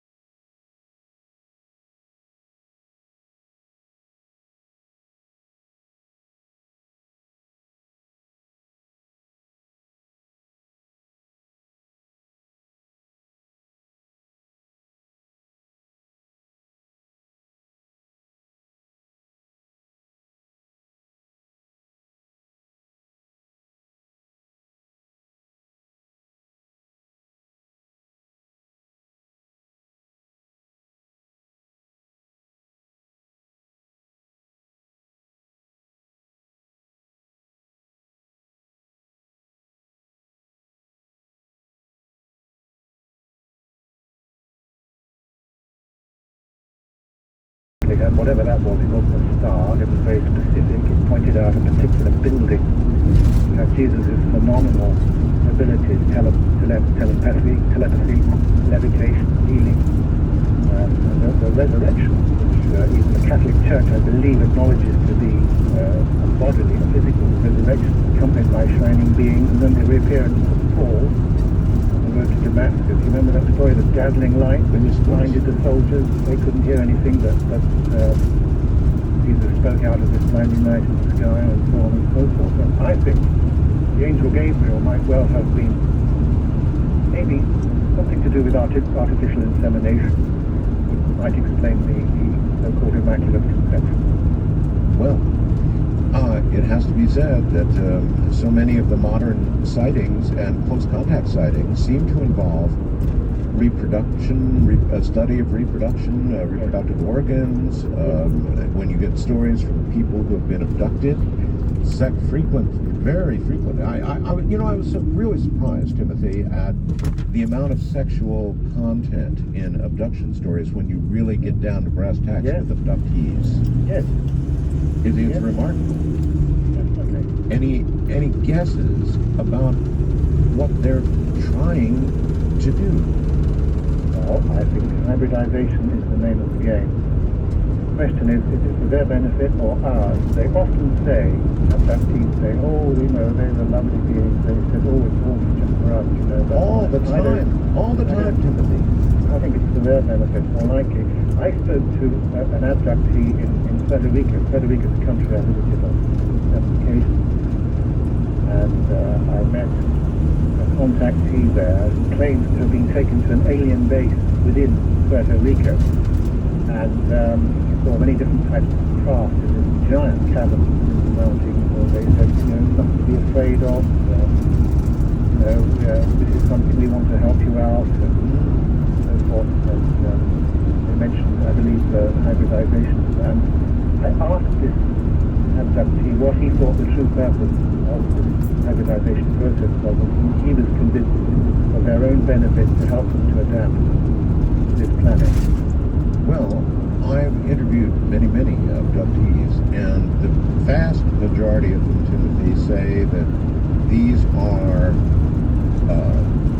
are our friends. These are beneficial beings who want nothing but the very best for us. And their treatment while being abducted was absolutely superb. Not a bad word to say about them, Timothy, but to put it crudely, their minds have been screwed with. So I think so. There are very few researchers in the United States, I don't know about Great Britain, but you sound like you might be one of them, who aren't so absolutely sure these are warm, fuzzy creatures with our best interests in mind. Right. That would be you. Yeah. So if they don't have our best interests in mind, what do you think their agenda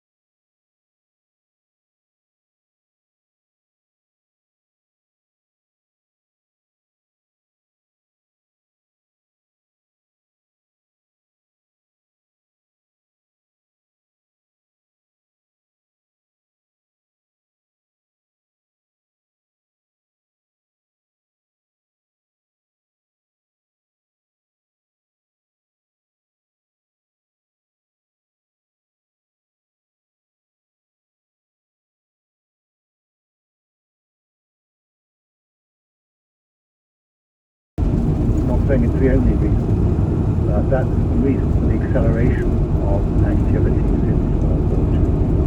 In everything that you've heard, Timothy, about these meetings with the others, how convinced do they seem to be that we're going to blow ourselves up? Well, I'd always like to be positive about that, but I like to think that they might prevent us from doing so, particularly if they have a vested interest in their own security and our nuclear weapons. Because it's often been said, it's certainly said a lot in the late 40s and 50s and 60s, contactees I've met, they were told that we don't very know quite what we're doing, and that the effects of these explosions continue solar systems. They don't just affect the Earth. Oh, really? Apparently, I don't know. That's what they said anyway. I wonder if perhaps they affect other dimensions as well, nuclear. Well, exactly. That's another possibility that I'd considered. Okay. My guest is Timothy Good. Stay right there. Timothy, bottom of the alley. Timothy Good, World Compass. 271290 and worldwide on the internet. International callers may reach Art Bell by calling your in-country Sprint access number, pressing option 5, and dialing toll-free 800-893-0903. From coast to coast and worldwide on the internet, this is Coast to Coast AM with Art Bell. It is. You ever wonder about this? I wonder if we were the first. Ever wonder if we were the first? Maybe there were other technological civilizations. I mean, think about it. If our civilization was utterly destroyed today, how many millions or even billions of years would have to pass before there wouldn't be any trace of us left at all? My guest is Timothy Good, all the way, by the way, from Great Britain. So when we do get telephone stage of this, I want to remind the audience that even though we've got a superlatively good connection with Great Britain, there is a time differential of a fraction of a second or better where you can sort of talk on top of each other if you're not very careful. So what I would ask, and I know a lot of you are going to have questions for Timothy, what I would ask is that you formulate your question and sort of get it out and then allow him to answer so that we don't get into a situation where we're all interrupting each other. That's a necessity of the transatlantic connection. Timothy, welcome back. Thank you very much. And there has been a fairly recent January 2000 encounter between some airliners, I guess, in Dublin. Is there an update on that? Well, yes, it took place January the 4th of last year when pilots of a British Midland Airbus saw a flashing bright triangular object take off from the ground as they were passing 3,000 feet over the Slane area, which is near Dublin. And they saw that this UFO, because they were on the landing pad, they were about 5 or 6 miles behind an aircraft in front. The aircraft in front was approached by this large, flashing bright triangular object. And apparently the crew experienced a power drain. A purple glow was surrounding this. It was a Boeing 737-400 series jet of Aer Lingus. Flew in front of the aircraft, forcing the pilot to change course to avoid a collision. The jet apparently experienced wake turbulence and violent shakes, and the outside temperature rose to 164 degrees centigrade for around 15 seconds. Oh my God. The pilot, now I haven't spoken to the pilot for the Aer Lingus plane yet. It's all been covered up. There's been denial at every single stage. I was damage. going to say that there would be a record of such a temperature rise, for example, in the aircraft's equipment. But I'm indebted to the principal investigators, Dermot Butler and Carl Nally of Dublin. Carl is a pilot himself, a private pilot. They were the people that got the information in the first place. I went to Dublin in November to try and get more information. I haven't yet met the pilot of the Aer Lingus plane, and I tried to speak to some an Aer Lingus pilot on the flight over to Dublin, and absolutely there was one on the flight deck that actually tried to get information about the case, and they refused to talk to him. Well, I don't blame them. John Lear's a good friend of mine. He's lost at least one job because of what he said. They can't talk about it. Yes, I know, John. You know, they have families. They have... You're right. Let me tell you that, yeah, exactly. The aircraft wings were dented, badly dented. The air brakes malfunctioned. So this was an emergency situation which was declared. The plane had to be taken out, and it had to be repaired by Boeing, and it's now being sold to Thailand, Thai Airways. No kidding. No, that's absolutely correct. And this, you know, it also happened to another aircraft, a couple of hours later on that same day. What is peculiar, you know, I talk about fly in the ointment, there's always a stumbling block in cases, is that I gave an interview the Irish Star in November, and we are appealing for witnesses to come forward, because there are people on the plane who are very frightened by the incident. I can't believe they've all been silent or landing, you know. Well, have they apparently been? I don't know. I have no evidence of that whatsoever. I think it's peculiar that someone hasn't come forward, but I don't doubt my sources, and I don't doubt that such events will take place. And I'd like to mention these triangles briefly. I think some of the listeners will be aware, those of us who sort of surf the internet, of this extraordinary case of a flying triangle seen by a witness, a musician in Bristol, Tennessee, on October 2 of last year. Very good case and a very good illustration of the craft as well. And nearing an intersection near his home, exited his car to see if there was a fire, because it looked like a fire coming from between the trees some distance away, and slowly emerged this enormous triangular-shaped craft. He started to run, but realized there was nowhere to run to, so he just put him on and watched, and it slowly came into full view, estimated 300 feet. And only 100 feet or so high, up in altitude in other words, blocking out the entire sky, and there were large domes, as often these are seen. Comparing each dome, he said, was twice the size of a car, illuminating the entire bottom, 3 of those domes. Apex, each of them at a time, and rib-like structures. And this has been reported before. I've spoken to several witnesses, including one in the Midlands in the 1990s, before a very, very similar craft with these rib-like structures underneath. Well, Timothy, let me stop you just for a moment. You're speaking to a witness. This happened to me. In other words, Timothy, I was coming home with my wife many years ago now, and my wife yelled, "What the hell's that?" or something to that effect. She was in the passenger seat, and I stopped the car, and we got out, and a black triangle, not flying but floating, Timothy, passed not more than 150 feet above our head. The moon and the stars all went away. It was as classic as you could possibly imagine. It didn't make a sound. You could hear crickets a quarter mile away.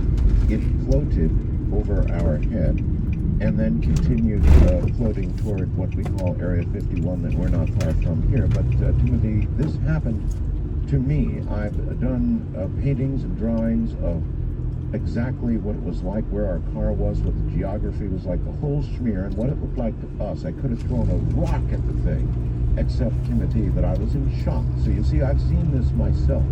I'd love to have a sketch of that. Oh, I have it.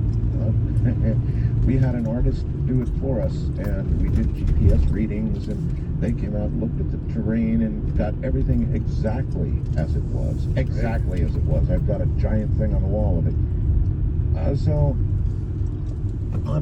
I guess I'm a believer. That was sort of part of a disclosure project, just to see what people would come out with. And he was exposed to some of it. What do you think, other than Roswell, are the best cases that you would name? my goodness me. There are so many. We have in Great Britain the Rendlesham Forest case in the 1980 when many U.S. Air Force security policemen encountered a landed craft, triangular craft, and these events were going on for several days. The deputy base commander himself, then Lieutenant Colonel Charles Holt at Woodbridge, these were twin Air Force bases of Woodbridge and Bentwaters, himself saw some of these things. There were other craft seen in the skies. There were traces left. Nick Pope himself was able to get hold of the radiation readings, which were certainly above normal. There have been all sorts of explanations and attempts to debunk it, the most recent one being that it was just some U.S. servicemen going up and down the runway with a red light on top of the vehicle, but that was the explanation for it. But, this went on for several days. There were lots of witnesses involved, and I find it an intriguing, very important case. In my years of interviewing people, I had an occasion to interview somebody named Travis Walton and Travis's boss. As a matter of fact, I interviewed as well, both of them at once, and they told an incredibly compelling, believable story. Absolutely. I interviewed Travis Walton. For me, he's absolutely on the level. That's one of the most important complex stories. I thought so. As you listen to the man, it was clear that he really had absolutely zero interest, prior to this event. And it was just a plain man, telling the truth. I mean, it sounded like the absolute truth. And of course, they went through, as you know, lie detector tests, a couple of them. So you also found that to be a pretty absolutely compelling case, and I think one of the most intriguing aspects of it was nothing was ever said at any time while he was on board the craft. And he had these good-looking men and women show him around, and he would ask questions. And he, I think prior to all that, he was playing around with controls on his seat, and he rendered the craft invisible, opaque at one stage, so that he could see out into the universe, which was extraordinary. But most important, I think, is this connection between these strange, large-eyed, very pasty-coloured skin beings. You remember all that? Oh, of course. Grabbed hold of him and knocked them off. And, it does appear to me that those were sort of like biological robots who were subservient to these more human-like types. Everybody wants to know why, and I guess that's the one question you're not going to be able to answer for us, really. Why all this is going on, when it's going to come to some sort of... Well, that is a question perhaps I can cover. When do you think that general knowledge of the truth about enough of this will be realized? How close are we getting? About 5 years ago, I asked that question to one of my friends in Washington. I said, look, can you imagine how frustrating this is for me? At the time I was in my late 50s. And I just thought, I've been interested since 1955. This constant ridicule from the media and the government and everything. When is there going to be some official recognition? And he said 2 words: stay healthy.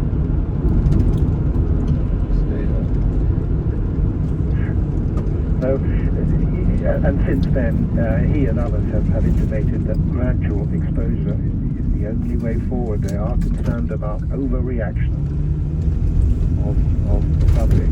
But I think various safety nets have been put into place, one of which is, as I said, some of the facts have been leaked to a number of journalists, highly placed journalists. Well, Timothy, maybe it's time that you took the test. I mean, if you were given the opportunity to reveal to the world the complete truth about visitation, presence, and motives, and history, and it was all given to you, and you could release all the information.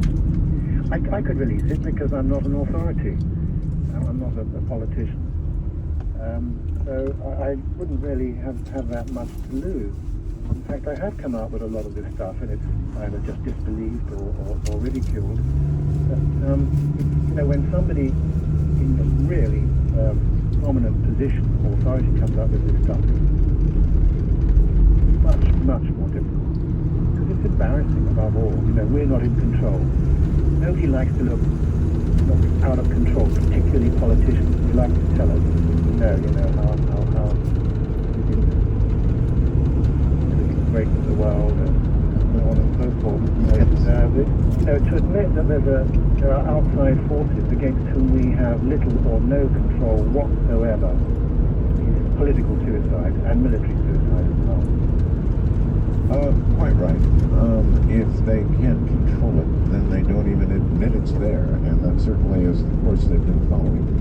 It's just that it seems like eventually it does have to break, and I guess you were told then that as long as you can remain for another, 10, 20, 30 years, whatever, yes, I hope so. then you're likely to get to experience the great disclosure.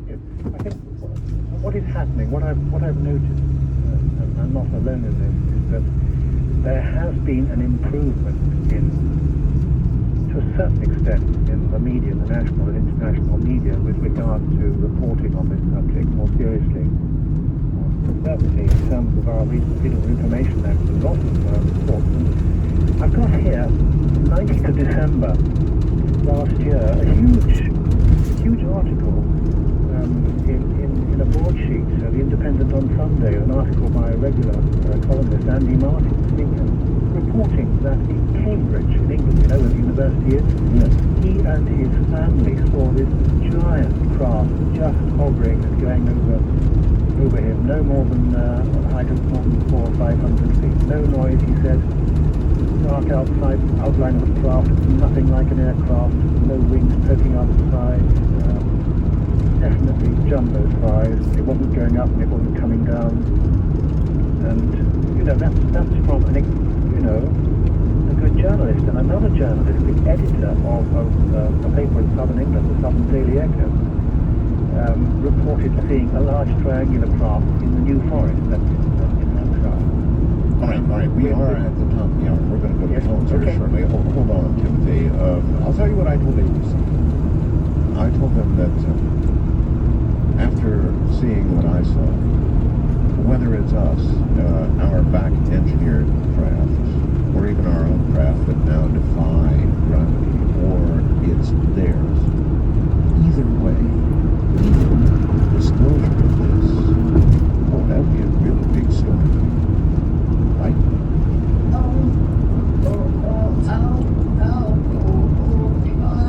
Start by calling your Ufology. My guest is a ufologist. I guess that's fair. Timothy Good, one of the world's best, available for your questions. If he knows the answer, I'm sure he'll take a stab at it. Your opportunity with Timothy Good coming up. Okay, once again, Timothy Good with us this evening, one of the world's best ufologists, a lot of books under his belt.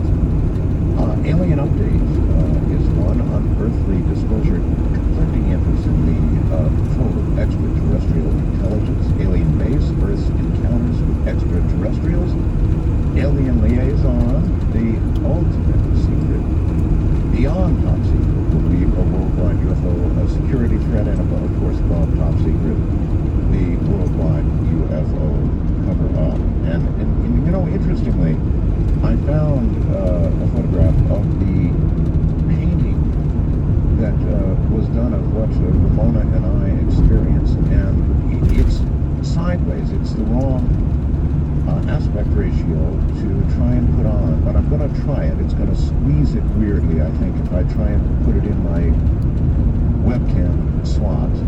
But I'm going to see what I can do about that in the next hour. If I can, I'll get it up there on my webcam.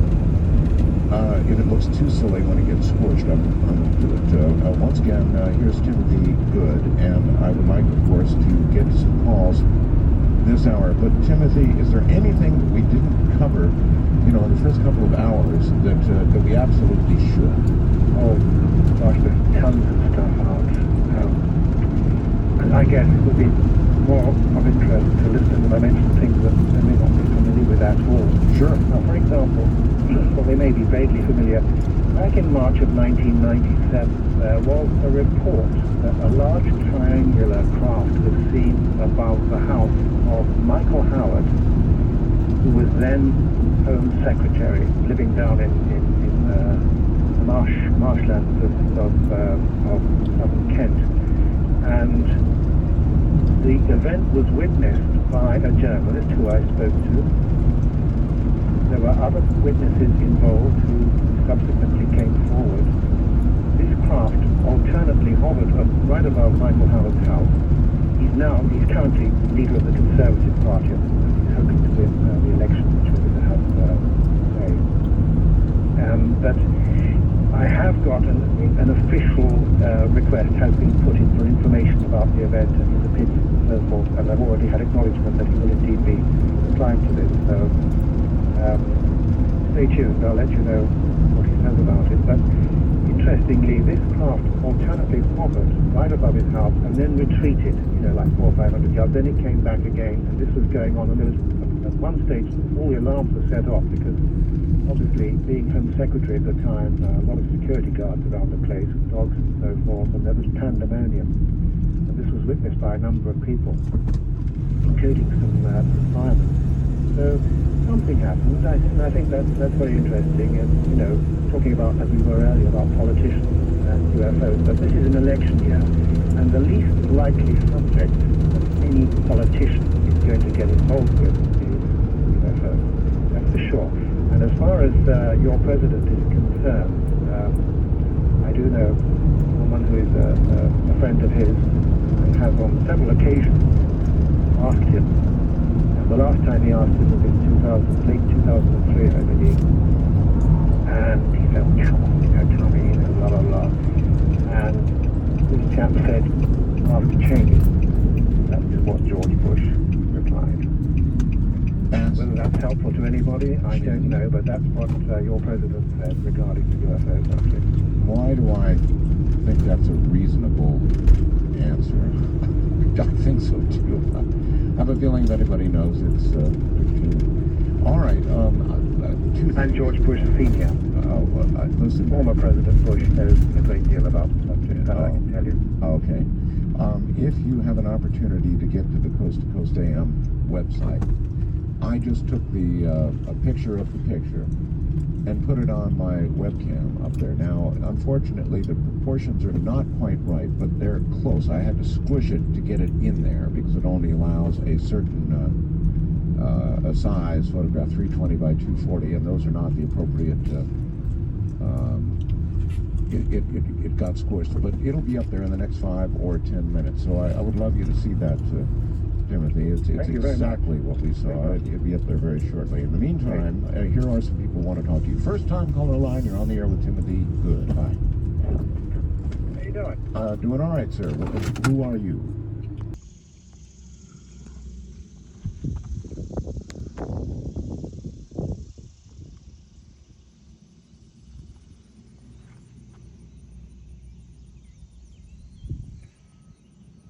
Situations where people threaten you. I was just wondering if you've been threatened too as well. That's a very, very good question. Timothy, indeed, as you begin to probe secrets and get into areas that perhaps the government is not yet ready to be disclosed, are there ever times when do you feel in danger? First of all, I appreciate I'm glad you raised this question, Bob. First of all, I've never been threatened, but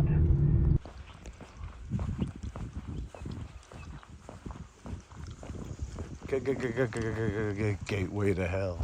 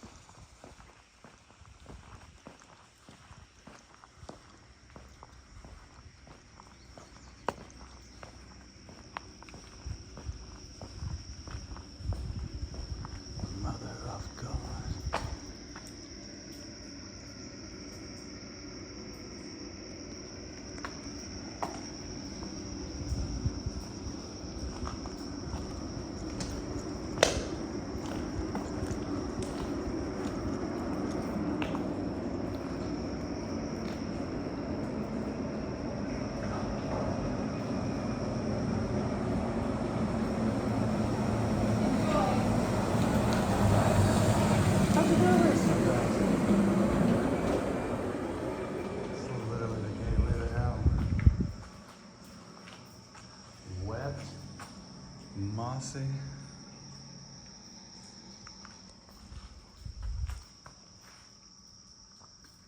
How does anybody even do it? Enjoy it.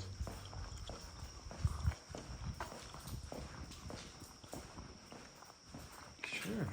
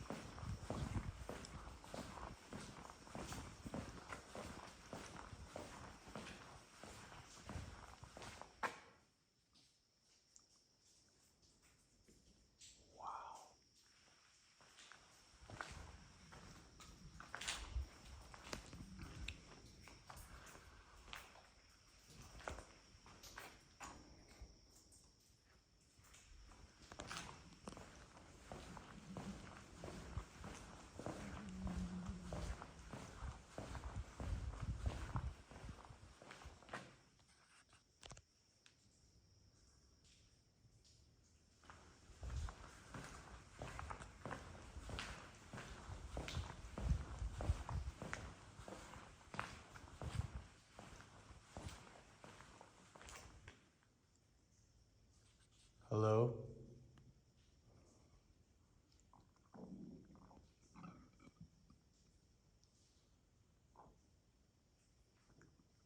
Hello? Is it me you're looking for? Oh, damn it.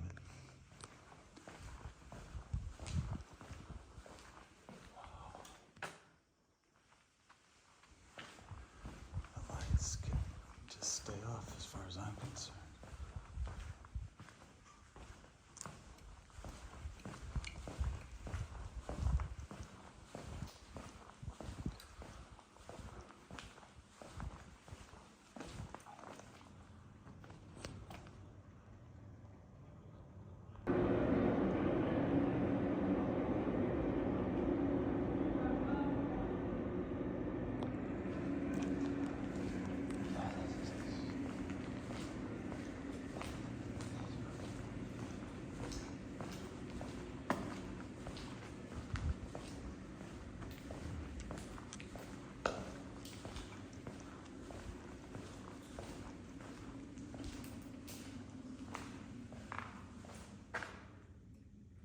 Yeah, no kidding.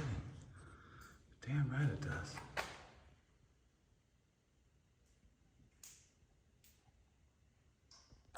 I love the lights going on and off.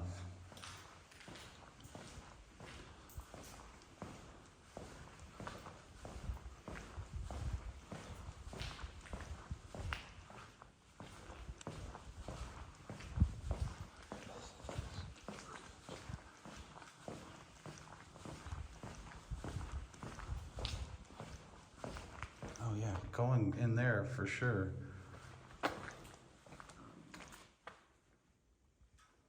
Never.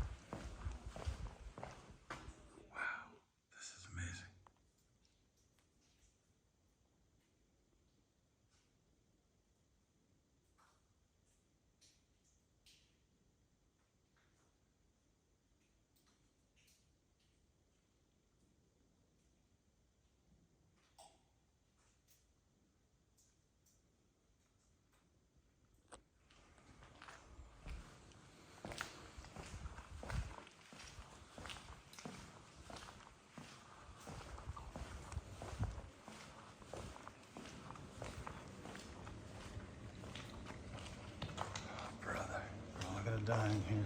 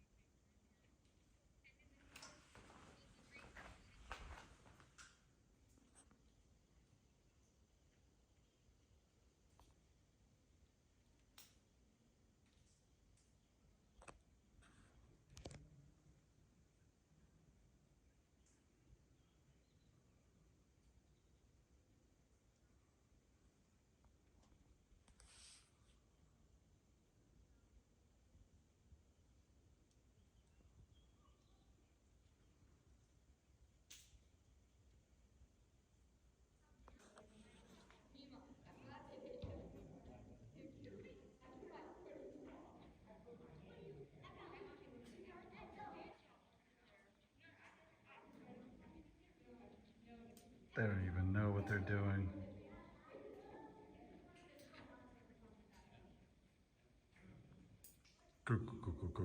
Gateway to hell.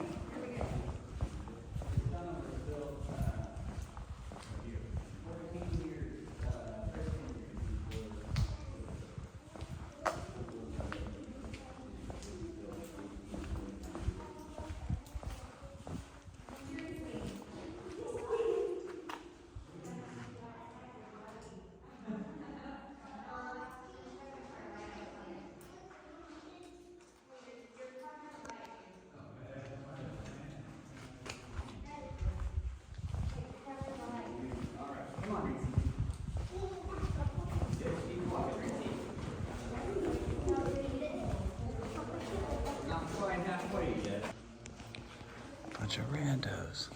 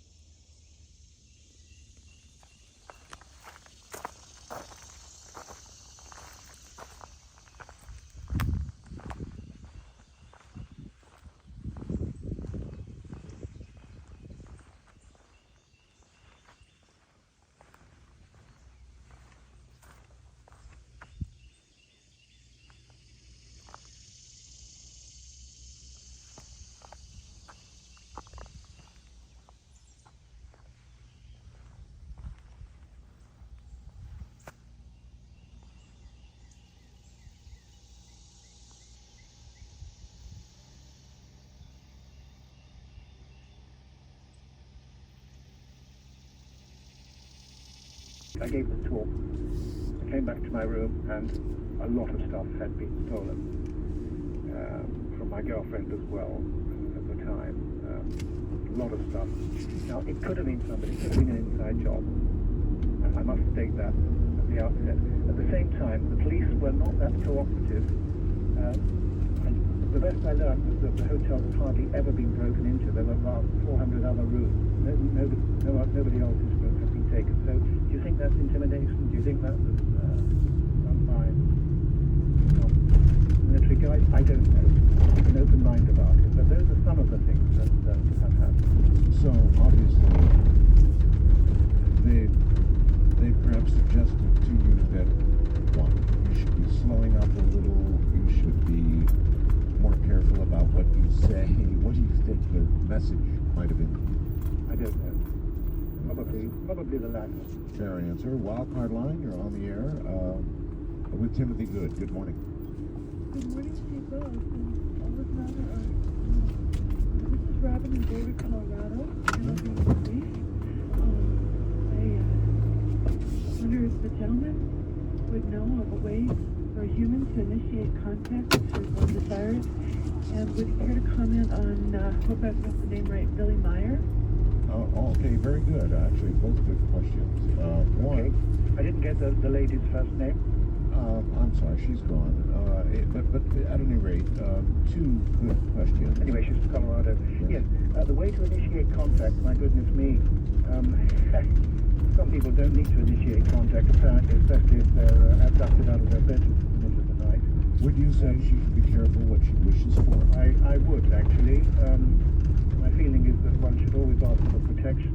In these cases, one way to initiate contact, which worked for me on 2 occasions, which I've discussed on this program, I believe back in August when I was last on, is to try telepathy, because these beings are very telepathic, and I don't know about the current time frame.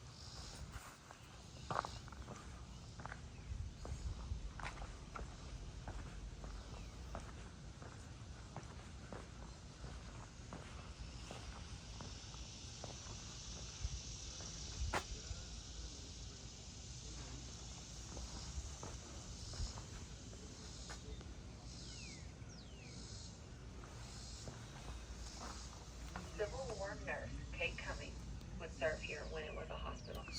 Confederate General John Bell Hood would spend time here recovering from a leg amputation. Union General William I got an air conditioner in the 1800s.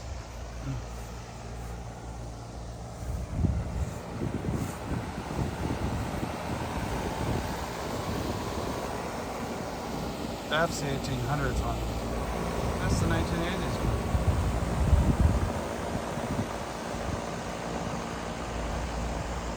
Either way, it's full of ghosts. Cool ghosts.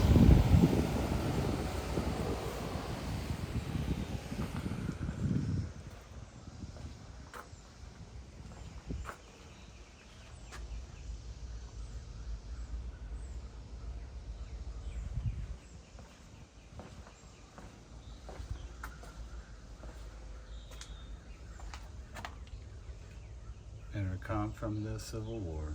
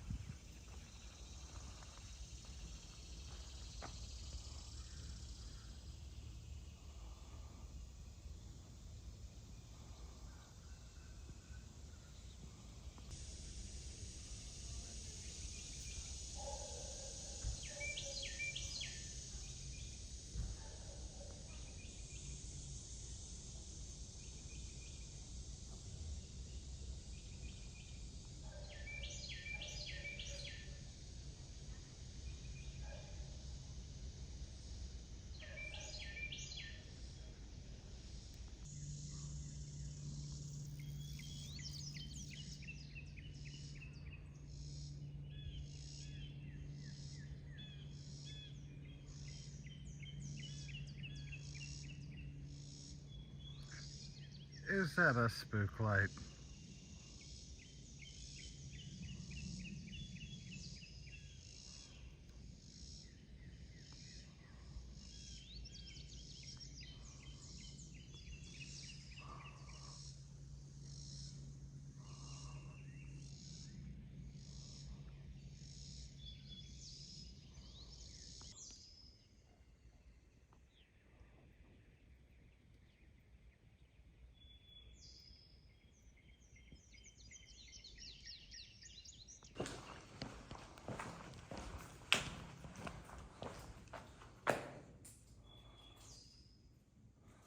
And there it is, your spook light.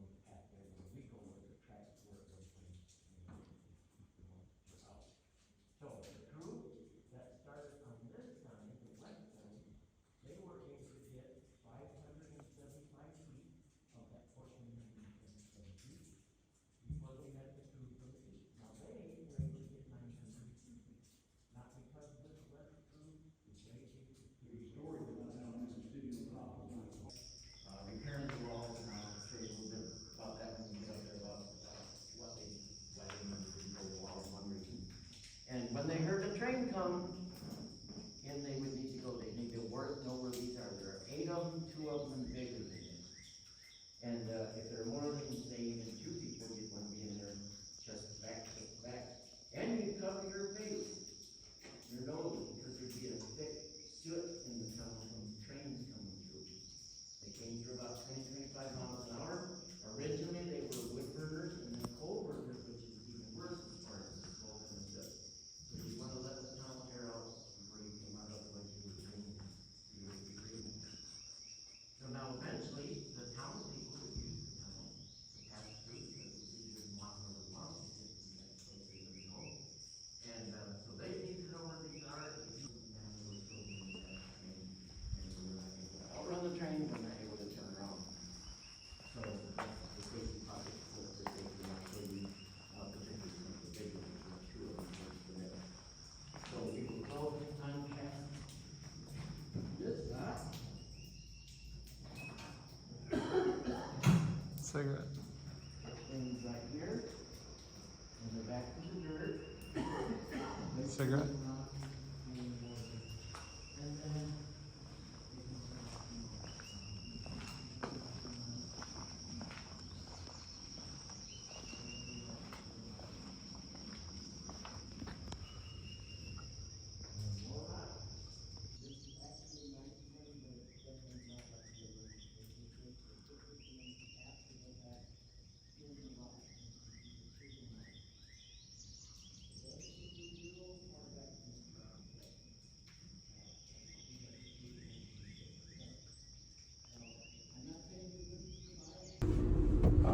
It's just a picture of a picture, but it represents exactly what I saw, even though the proportions are scrunched down a little. Sorry for that. That's exactly what I saw, and it's how close it was to my eye. I can't wait to get online. When you've seen something like that, it changes you forever, or at least until you get a legitimate explanation for what otherwise cannot be. Anyway, east of the Rockies. May I mention very briefly, Yes. in case it gets forgotten, I'm going to be in the States in April speaking at the Ozark UFO Conference, the annual Ozark UFO Conference, which is www.ozarkufo.com, all lowercase, OZARKUFO.com. And the other speakers include Linda Howe, Grant Cameron, Wendell Stevens, Nancy Talbot, and Scott Ramsey, who will be discussing the Aztec case of 1948. He's got a lot of new evidence for that. Bill Hamilton, and David Marler, who will be discussing flying triangles in particular. That's quite an impressive list, all right. And there are 2 other, Wendell Stevens will be there as well. There's also 2 speakers to be announced. All right. It's a great conference, and I hope to see some of the listeners there. All right. East of the The Rockies. 8th to the 10th of April inclusive. That's important. East of the Rockies, you're on there with Timothy Good. Hello. Yes, Lord. This is Keith from Hamilton, Ontario. Yes, Keith. Hi, Timothy. I wanted to ask you about UFO abductees. In many cases, they claim there was a chip embedded in their neck or arm, and they had them surgically removed. My question is there any assessment or analysis on just what exactly these things are, and are they man-made? Thank you. Well, first of all, let me mention that Roger Nair, L-E-I-R, has written a book on his investigation, his extraction of some of these objects from quite a number of patients. Have you looked into these? I, of course, interviewed Dr. Lair. Roger's a good friend. And have you looked into his book and his claims? Yes, I have, but not as thoroughly as I would like. For example, I haven't seen the famous video of the moving implant. I expect you're aware of that. It moves around underneath someone's arm. Actually, it was an ear. Maybe an arm as well. But Whitley Strieber, a very good friend of mine, co-author of the book we wrote, he had an implant. They tried to retrieve it from his ear, and damn thing, the scalpel touched it, and it moved. Also, the late Dr. John Altshuler, a hematologist, the person who investigated the animal situation, also the person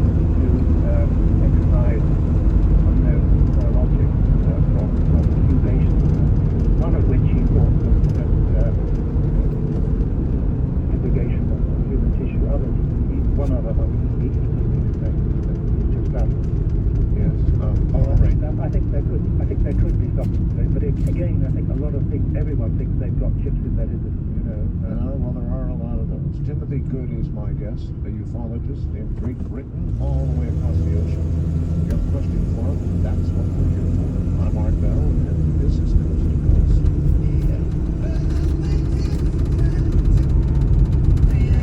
Alert at 800. Upper left-hand corner is Art's webcam.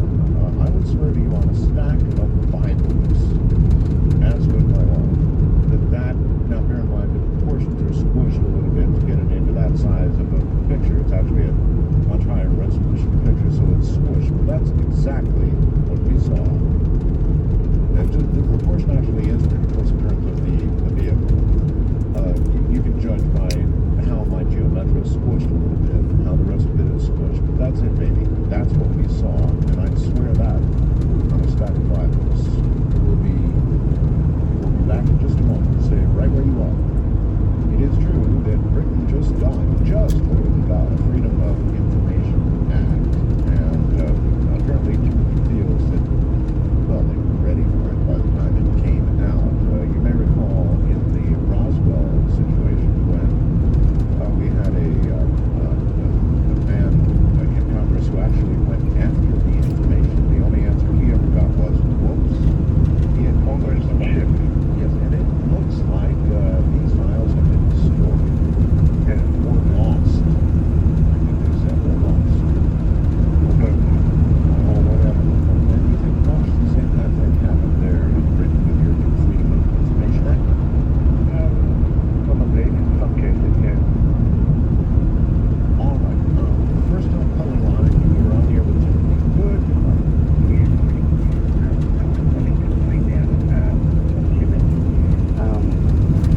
How many people, if you believe I'm not sure you are possibly descended from an alien race or people from the UFOs? All right, well, it's a reasonable enough question. If it's a genetic connection, then how many of us do you feel are descendant of aliens? I think indirectly the whole planet is affected in some way by genetic manipulation going way, way back. So one way or the other? One way or the other. I can't say that, but I know that to be a fact. But it's my belief that there was genetic manipulation of primitive man when we first made our appearance on this planet. Another question would be, and I don't think I'll ask you, do you think that there's any possibility that we are not the first, and by that I mean the first intelligent occupants of Earth? I'm glad you raised that, Art. I've written about that in my book. I think it's quite likely that many, many aeons of time ago there were advanced races who maybe colonized this planet, and they were, through some cataclysm, were forced to seek other habitation. In that connection, I'm very interested in, I have a friend called Ruben Dilemma, who's a scientist, zoologist from Brazil. He's also a former CIA communications specialist, and he's been on numerous Antarctic expeditions, meteorologists, including many with the United States Navy. He has a type of contact with ETs that will give proof of their, for example, their ability to change weather, because he's a meteorologist, and they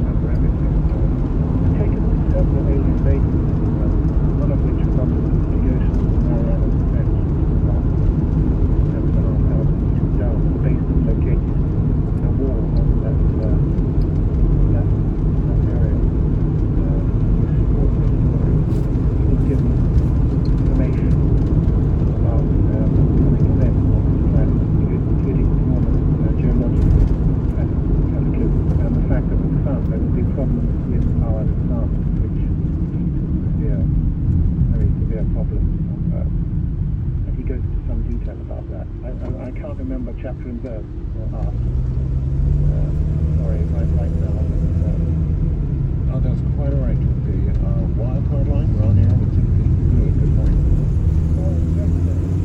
I was wondering what triangle versus are the aliens here? It may be man in the triangle because it is better to maneuver election. Well, I'd like to answer that one myself. Timothy? I didn't actually hear the triangle on the what? Well, he was asking about the significance of the triangle versus the disc. In other words, he was suggesting that the disc, I understand that the disc might be alien, and while the triangle might be more earthly. No, the triangle has been seen for a very, very long time. It's just no way they can all be terrestrial. So, they have many different types of craft, many different shapes. The triangle is just one of them. East of the Rockies, you're on the air with Timothy. Good. Probably 2026. Well, the nice thing about that, it never really does become now, does it? There is no now. There's only now. We're only living in a simulation. They reboot anyway. Oh dear. That explains why my lip sync is so bad in real life. And we definitely need a patch of something because this can't possibly be. Yep.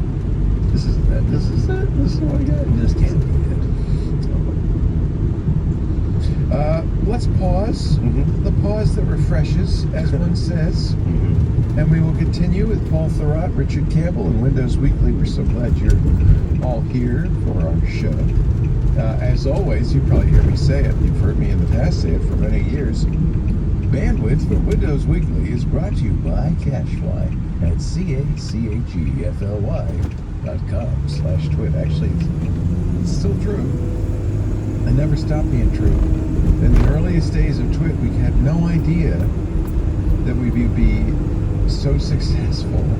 I just put the audio on a website, and even on the first episode, the website crashed immediately. I mean, it just couldn't do it. Because websites aren't designed to deliver that much content. We tried everything. I think we made a deal with AOL Radio. You remember that? Said they hosted some Windows Weekly shows, and for a while I was asking people to seed it on BitTorrent, so they not blockchain, not Bitcoin, BitTorrent. Maybe you don't remember BitTorrent, but it was a way of distributing data, to a lot of people. But it was kind of clunky. And you had to have a special client. You couldn't just download it. I'll never forget Matt Levine, the founder of Cashfly, one of the founders, came to me and said, "Leo, can we help you?" And I said, "Yes, please." And ever since, almost 20 years, we've been with Cashfly. For over 20 years, Cashfly has held the track record for high-performing, ultra-reliable content delivery, serving over 5,000 companies in over 80 countries, including ours. We love their lag-free video loading, their hyper-fast downloads, their friction-free site interactions. But really, at the time, I didn't know any of that. I just knew that Matt was our white knight riding in to rescue us and offering us a pretty darn good deal. You get all that for a great price. They're very flexible, too. We didn't know, for instance, obviously, how many people were going to download the shows. Even after they started to take off, we still didn't know. It was always kind of, well, how many will download this week?